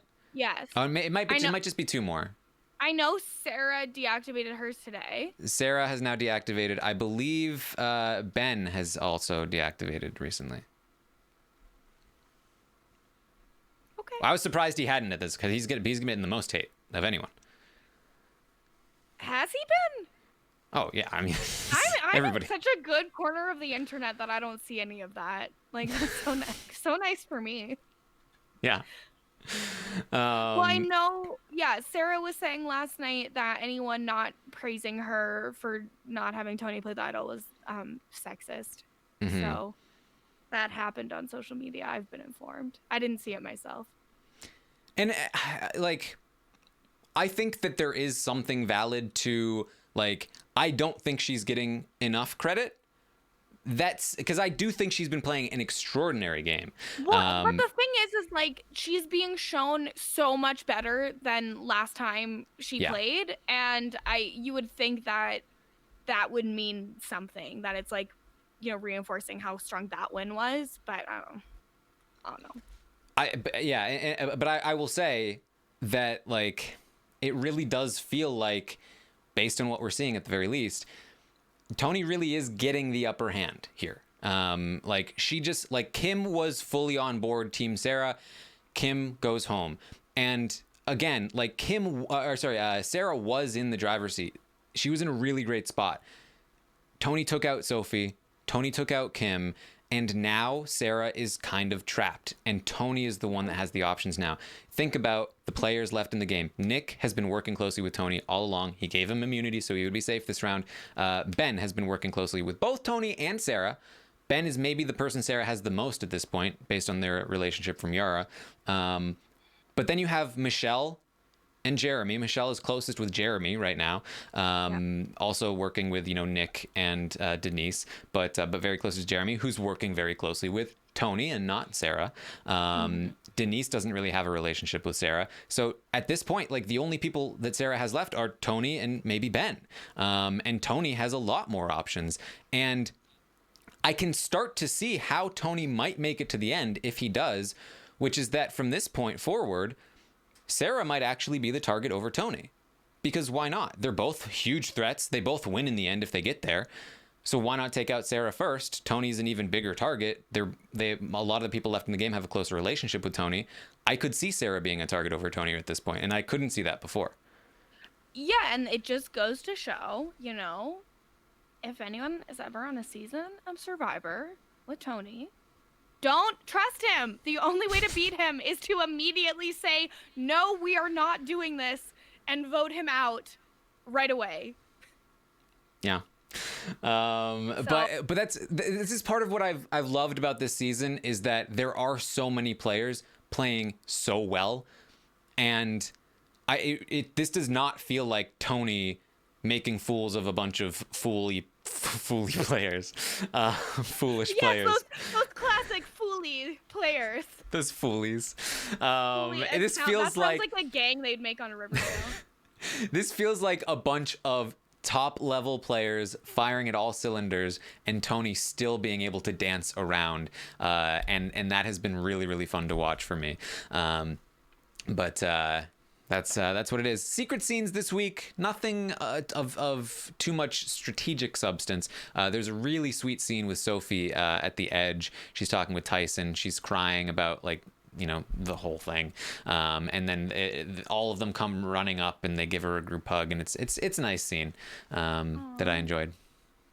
Yeah, and we don't get the secret scenes in Canada, so I can't.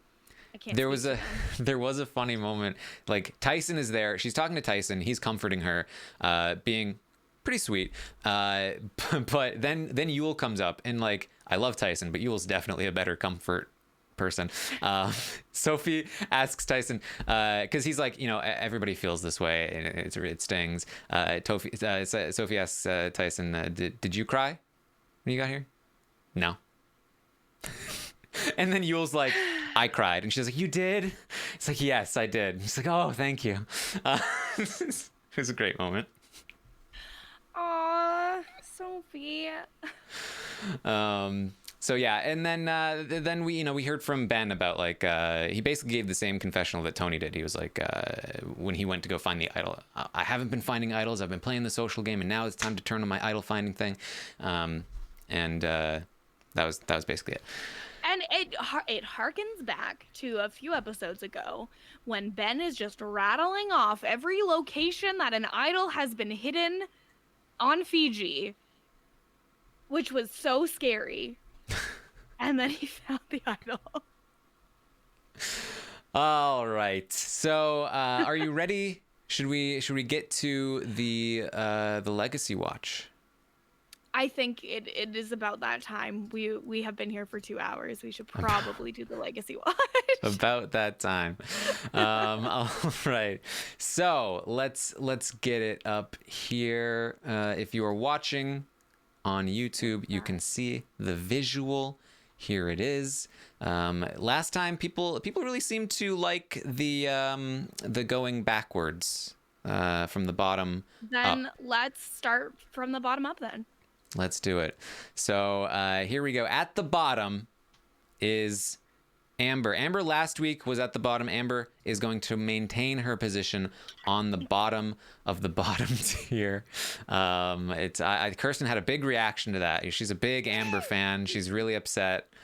No, I just almost stabbed myself in the eye with my straw. Just looking, I was just so focused on the tiers here for the legacy tracker that I wasn't paying attention to the straw. It's like the mosquito tried to bite my eye. Oh my god. You cried tears for the tears. Oh my god. Sorry, everybody. So Amber and Danny, they're still just very, closely competing for this bottom spot. They actually both shot up a little bit from this episode. I don't know, maybe just being a little bit more visible than usual. But they're going to maintain their positioning here. After Amber and Danny is Ben here in the bottom tier. Ben was very close to breaking into the middle tier. Then in the previous episode fell way back, and actually moved back up just a little bit from this episode, which was a little bit surprising. Yeah, I was expecting him to fall further down. I was But no. expecting him to be in that Amber spot, but here he is. Here he is. All right. Then above Ben is Adam.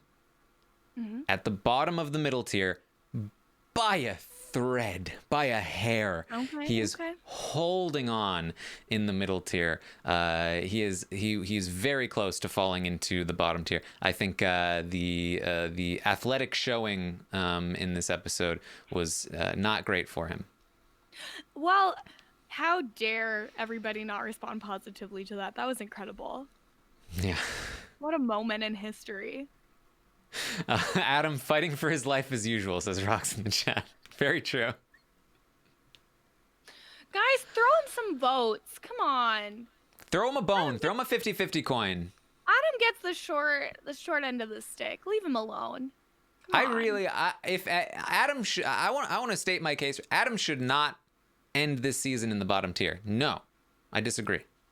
No. I think he's a better player than that. He was the only one who was smart enough to go, hey, we need to get Sarah out of this game. Everyone else was like, nah, we're good. Adam's incredible. I love that guy. So everyone be nice to him. Vote, keep him in the middle tier. Come on. Yeah. All right. Above Adam, we have Wendell. Wendell, who is going to drop below Nick to get just above Adam. So Nick, Wendell, and Adam have been competing very tightly together for a while. No longer the case. Adam fell back in this episode. Both Wendell and Nick moved up. So there's a bit more of a gap now between Adam and the Wendell and Nick crew. But yeah, Wendell got a little bit of a boost, I guess, from getting those 2 tokens. Yeah, but didn't they not see him jump over those rocks? Yeah, in the rocks. Come on. Yeah. That was impressive. +4 for Wendell for jumping over the rocks. Yeah, -5 for Adam for not being able to jump over the rocks. Come on, guys. That was incredible. Nick is going to get a moderate, an even bigger bump than Wendell, who got a very small bump, and is going to take the place over Wendell. Nick moving further and further away from that bottom tier, I think probably will continue to move up as he likely continues to stay in the game and get closer to the end. I feel like he did not come off great in this episode, and I'm surprised at this. Like, he couldn't even lie. That's true. That's true. He did have that bad scene with Tony, but we also got content from him in Confessional that was talking about, like, I need to get to the end. I need to choose who I'm sitting next to, stuff like that. And that's, I think, generally some good content. It really shows that he's thinking strategically, and I think that kind of rubs off a bit on the audience, but who knows? Who knows? Above Nick, we have Michelle, still hanging around about the same spot here above Nick.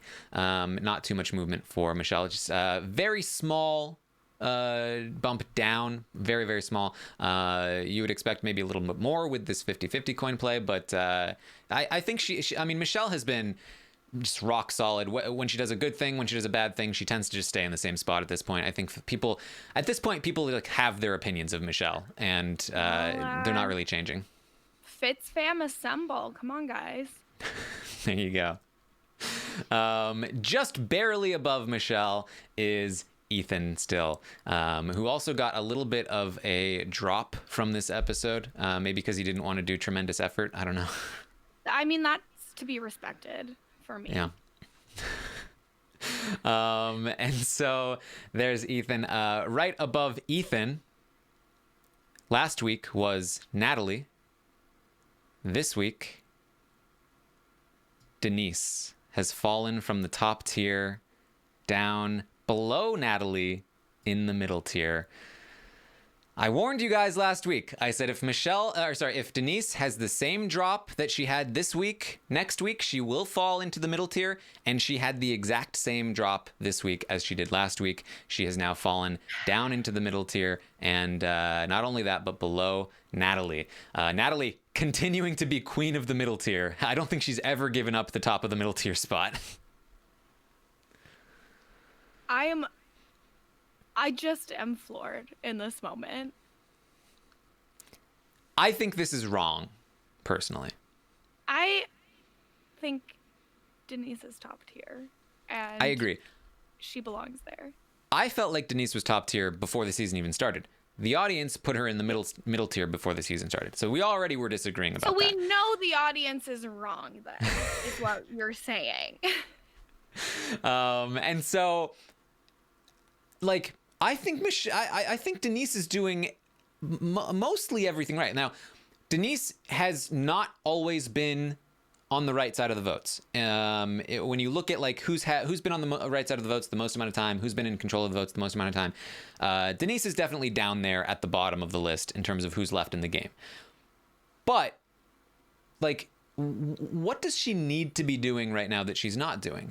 She doesn't plan on going to the end with Tony, Sarah, or Jeremy. She plans on going to the end with Michelle, Nick, or Ben, or whoever else. No, it's just those three. Nobody else. And so, and I think she has a really good chance to win if she makes that happen. She's got the great Sandra head on her mantle, on her resume, and after that, she went back down. She laid low again, and she's been, just keeping the target off of her back. I think she's been doing very well. Now, I think her major faults right now are that it seems as though she doesn't have a great personal connection to anyone left in the game. It seems like her relationships are a little bit more shallow than the rest of the players. So what I would say there, though, is I doubt that considerably. I would believe that Denise has incredible relationships with these people, but we're not being shown that because she's not winning. I would not be surprised at all if that is the case. I would be very surprised to hear that Denise does not have good relationships with the people out there for the most part. Like, that to me would be shocking. Mm-hmm. I mean, I agree, but it does seem like she is being portrayed in this way. It does seem like she's being left out of a lot of things, not being told things, or she's usually the last to know, and so that kind of seems to be where that comes from. But I still think that despite all of that, she's doing really well with what she's got. I think that of the lesser threats, so to speak, I tweeted this out actually earlier today. I made a poll. I asked, Nick said Jeremy, Tony, Sarah are the people he knows he can't beat, which leaves the other four. And so of those four, who's playing the best game? And the audience, with a bit over 3,000 votes, said with 36.8% of the vote, Denise is playing the best of those four. With 36% of the vote, they said Michelle was in second place. So I think Denise is playing the best. I mean, it's hard to know. Yeah. Michelle certainly has the best edit, but I think that Denise has been playing the best strategic game. I think Nick has also been playing an admirable strategic game. I think Nick probably came into this game with the lowest win equity of anybody in terms of ability to win a jury vote in this cast. But I think he's been doing an admirable job. I think Michelle, as always, probably has great social relationships, would probably have a great chance to win a jury vote if she gets there. So I think all three of them have good cases to be made for why they're doing well. But I think ultimately Denise came in with the biggest of the four of them, the target on her back, and has made the biggest moves, has had the most amount of control over her own game. It's just recently, especially, Denise had a perfect voting record up until the last three tribals. It's only the last three tribals that she hasn't voted correctly. So, I think she's been doing well. It's a bad time for that to start is the problem, but yes. Yeah, I think you and I are on the same page, and the audience is not. I saw someone in the chat say the customer is always right, and to that I say, you've not worked in customer service then. All right. So, like I said, Natalie is still at the top of the top tier, or sorry, the middle tier. She's very close, actually. She has a small bump from being called a superhero, I think. And she's very, very close to breaking into the top tier. But this has been around where she's been for a long time. So we'll see. If she continues to move up, we could see her break into the top tier, which would be pretty crazy for the first boot to, over the course of the season, slowly gain enough momentum to break into the top tier. I don't think it would be unfair either. I would love to see it. Yes. So then we have the top tier. And Sarah has been here now, as she was just above Denise in the top tier. But now at the bottom of the top tier, we have Sophie. Sarah has moved past Sophie here. Sophie, who dropped down a little bit and is still pretty firmly in the top tier, though. She is still nowhere close to falling into to the middle tier. She is just solidly bottom of the top tier. And I like that she's there. I don't think she should move down. I think this is mostly fair, give or take a few positions here. Yeah, I could see it. All right, so then after Sophie, we have Tyson, who has also fallen behind Sarah. Wow, big jump for Sarah. Yes, Tyson also had a little bit of a drop from this episode. The Edge people, weird movements all over the place. Tyson gets 2 tokens but drops. Natalie gets 2 tokens, goes up. It's like but Wendell Natalie goes up. I don't know. Is a superhero, and Tyson couldn't keep up even if he wanted to. So I guess that's true. But Sophie fell, and Sophie was right there with Natalie. That's a mistake. Okay, guys, come on. I really can't even figure out the logic for these ones, but obviously Tyson fell, but it was mostly that Sarah rose, that he was going to fall a bit here. So then after Tyson, we have Yule, who is going to drop below both Jeremy and Sarah. He's going to seed his top at the top of the top. Seed his spot at the top of the top tier, and is going to be just ahead of Tyson. In fact, they're very close here. Yule fell even further than Tyson did, but he had a little bit of extra leeway there, and so they're right back to back, just 1 point away from each other. But there is Yule in the middle here of the top tier. This is wild changes. Right, and Yule also got tokens. This is aggressive. Yeah. Yeah, and Yule, have they seen Yule? That should count for something.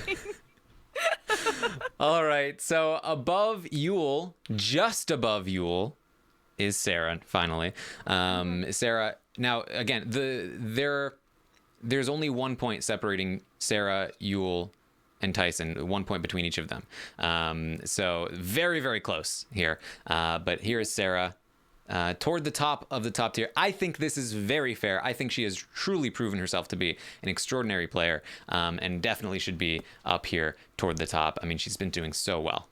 Yeah, no, she's a great player. I don't think anybody can argue that at this point. I think maybe had some, not us, in general, the fandom maybe had more doubts about that in season 34, but now that we've seen more of what she is capable of socially, it makes a little bit more sense. She's definitely an incredible player. Yes. All right. And above Sarah is Jeremy, who stayed exactly the same this week, but that was enough to stay above Yule, who dropped. So Jeremy there, still in the same, about the same position. Then we move on from Jeremy. Above Jeremy is Kim, who has in fact fallen out of the legend tier. That, I'm sorry. I'm at the top of the top bullshit. Tier. This is absolutely insane. Everybody, you effing fix this next week, because this is stupid and you're wrong. And I am furious. To say that she is not a legend, you're wrong. You're simply wrong. Congratulations on going through life being wrong all the time. Fix it. Just fix it, okay? Fix it. I'll let it go if you fix it next week. If you don't fix it, I will never talk to you again. Yeah. So yeah, that's I'm on board. I'm on board with that as well. I think that Kim went into the season with one of the biggest targets on her back. One of the people who is going to have the hardest amount of time, the hardest time to win this game, and came in had terrible luck to start the game. This poker alliance thing happened. She did not start off on a good tribe for her, and she managed to survive. She managed to crawl her way back into some power. She managed to do very well and get very far, and it was so close. She came into this tribal with the votes to take out Jeremy. If that happens, who knows how close Kim comes to winning this game. Like, again, I've been watching the season kind of knowing all along that she wasn't going to win based on the edit she was getting. And so this almost, there starts to be like a bias in your head where it feels like, oh, it was inevitable that she would have lost.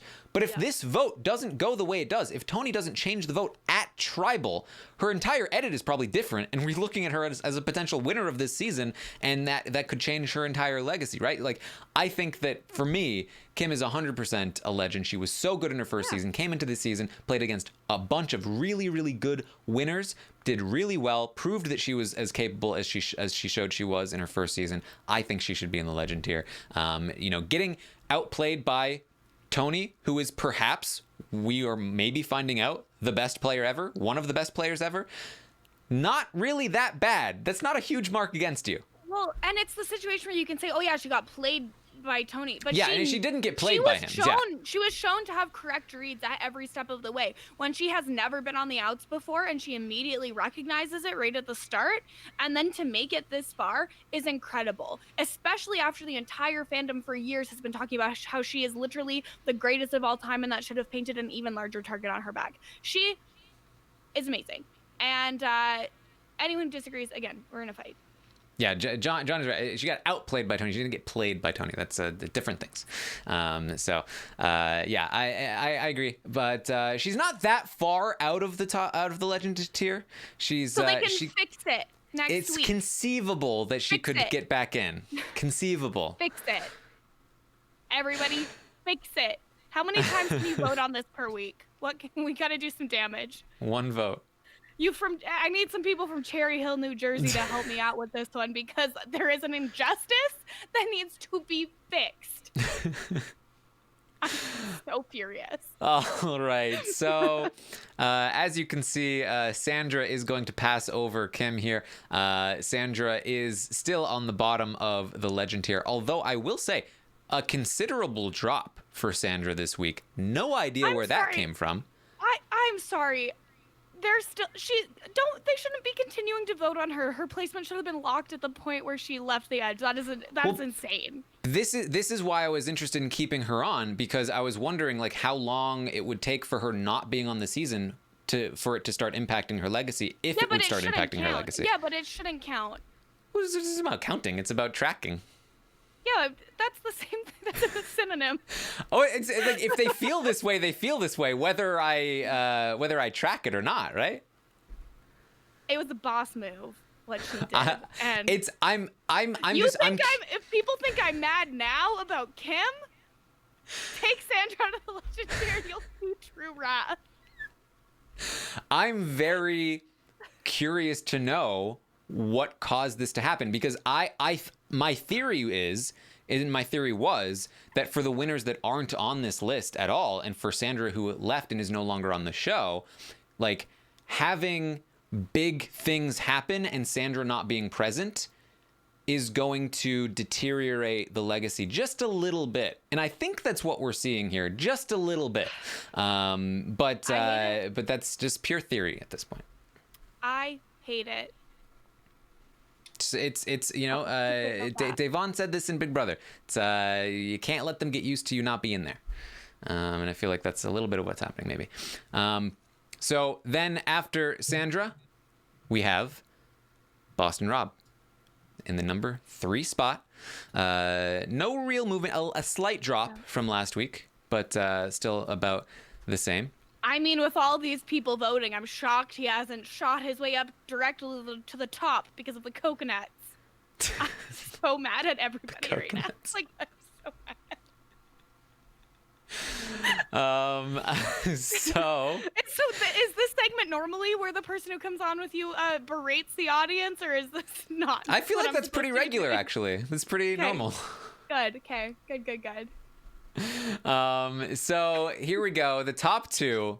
Now, Parvati managed to just barely edge out Tony last week for the number 1 spot. this week, Parvati has fallen below Tony. Tony has taken the number 1 spot on the legend tier. There it is. Tony's number 1. Top 1, baby. That's what it is. Silence from Kirsten. Tony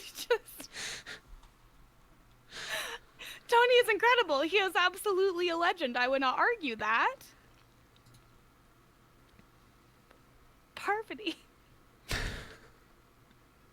What? It happened. She kept up with an endurance athlete this week. She got 2 fire tokens. Tony is dominating the field of winners. He probably jumped over those rocks like a frigging gazelle. Because she's perfect and beautiful. And amazing. And this is how you repay her. It just hurts. It is. It's I wasn't sure that this would happen. I figured the winner of this season would probably, might break the number 1 spot. I definitely did not expect somebody, a couple of episodes out from the finale to be able to take the number 1 spot. That was really surprising, but it happened. Here is Tony, number 1. I mean, it's hard to argue without it seeming like I don't think Tony is a legend, because I do think he is a legend, and I don't want that to be overshadowed. I just don't think he is the number 1 legend. Now, I will say this. Tony didn't actually move up this week. Parvati moved down. Now, I think that part of that was that last week she had the extortion advantage. She was extorting Tony. She got 6 tokens or whatever. And so I think there was a natural sort of rebound from that. That still happened, and she got 2 more tokens this week. This is unacceptable. I don't want to accuse the audience of anything, but I wonder, they knew how close it was between Tony and Parvati last week. I wonder how many people were like, I'm just going to nudge Parvati down a little bit so Tony can get the top spot. I'm just saying it's possible that might have happened a little bit. It's maybe. I just would love for the people voting on this legacy tracker to have some integrity, like Ben when he admitted that he touched the side of the challenge.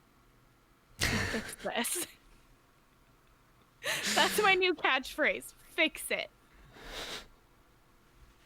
All right. So there it is. And here's the thing. I don't think it's that egregious. I love Parvati.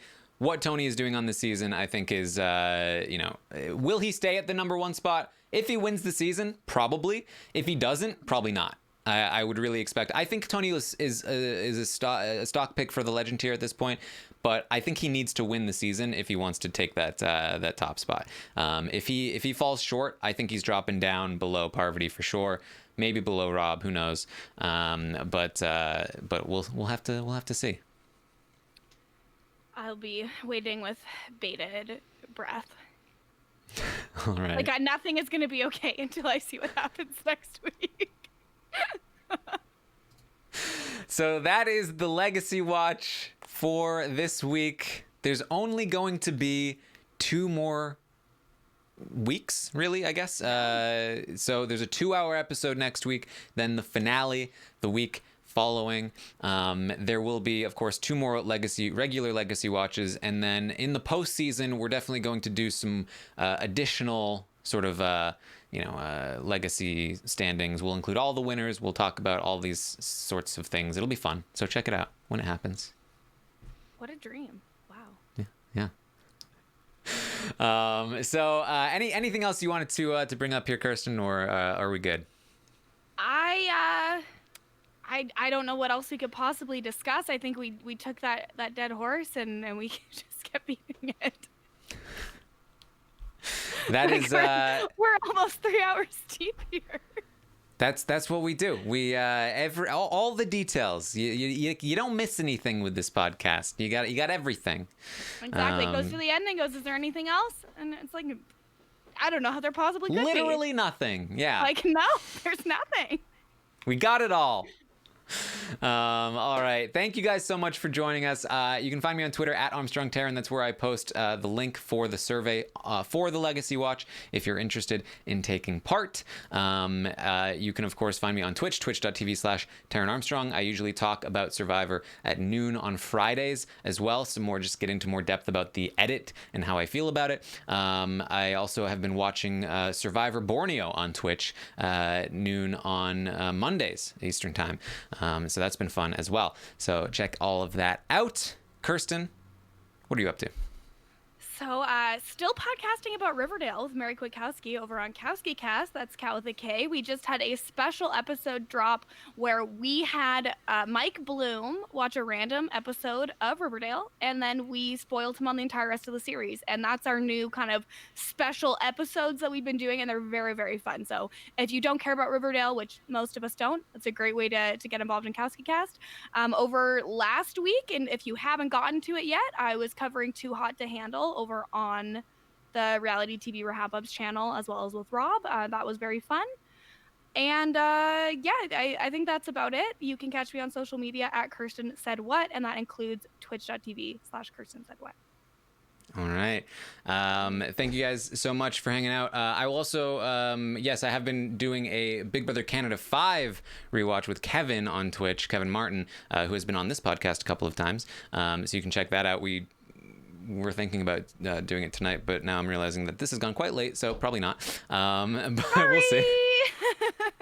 But thank you again for joining us this week. I'll, of course, be back next week, and see you then.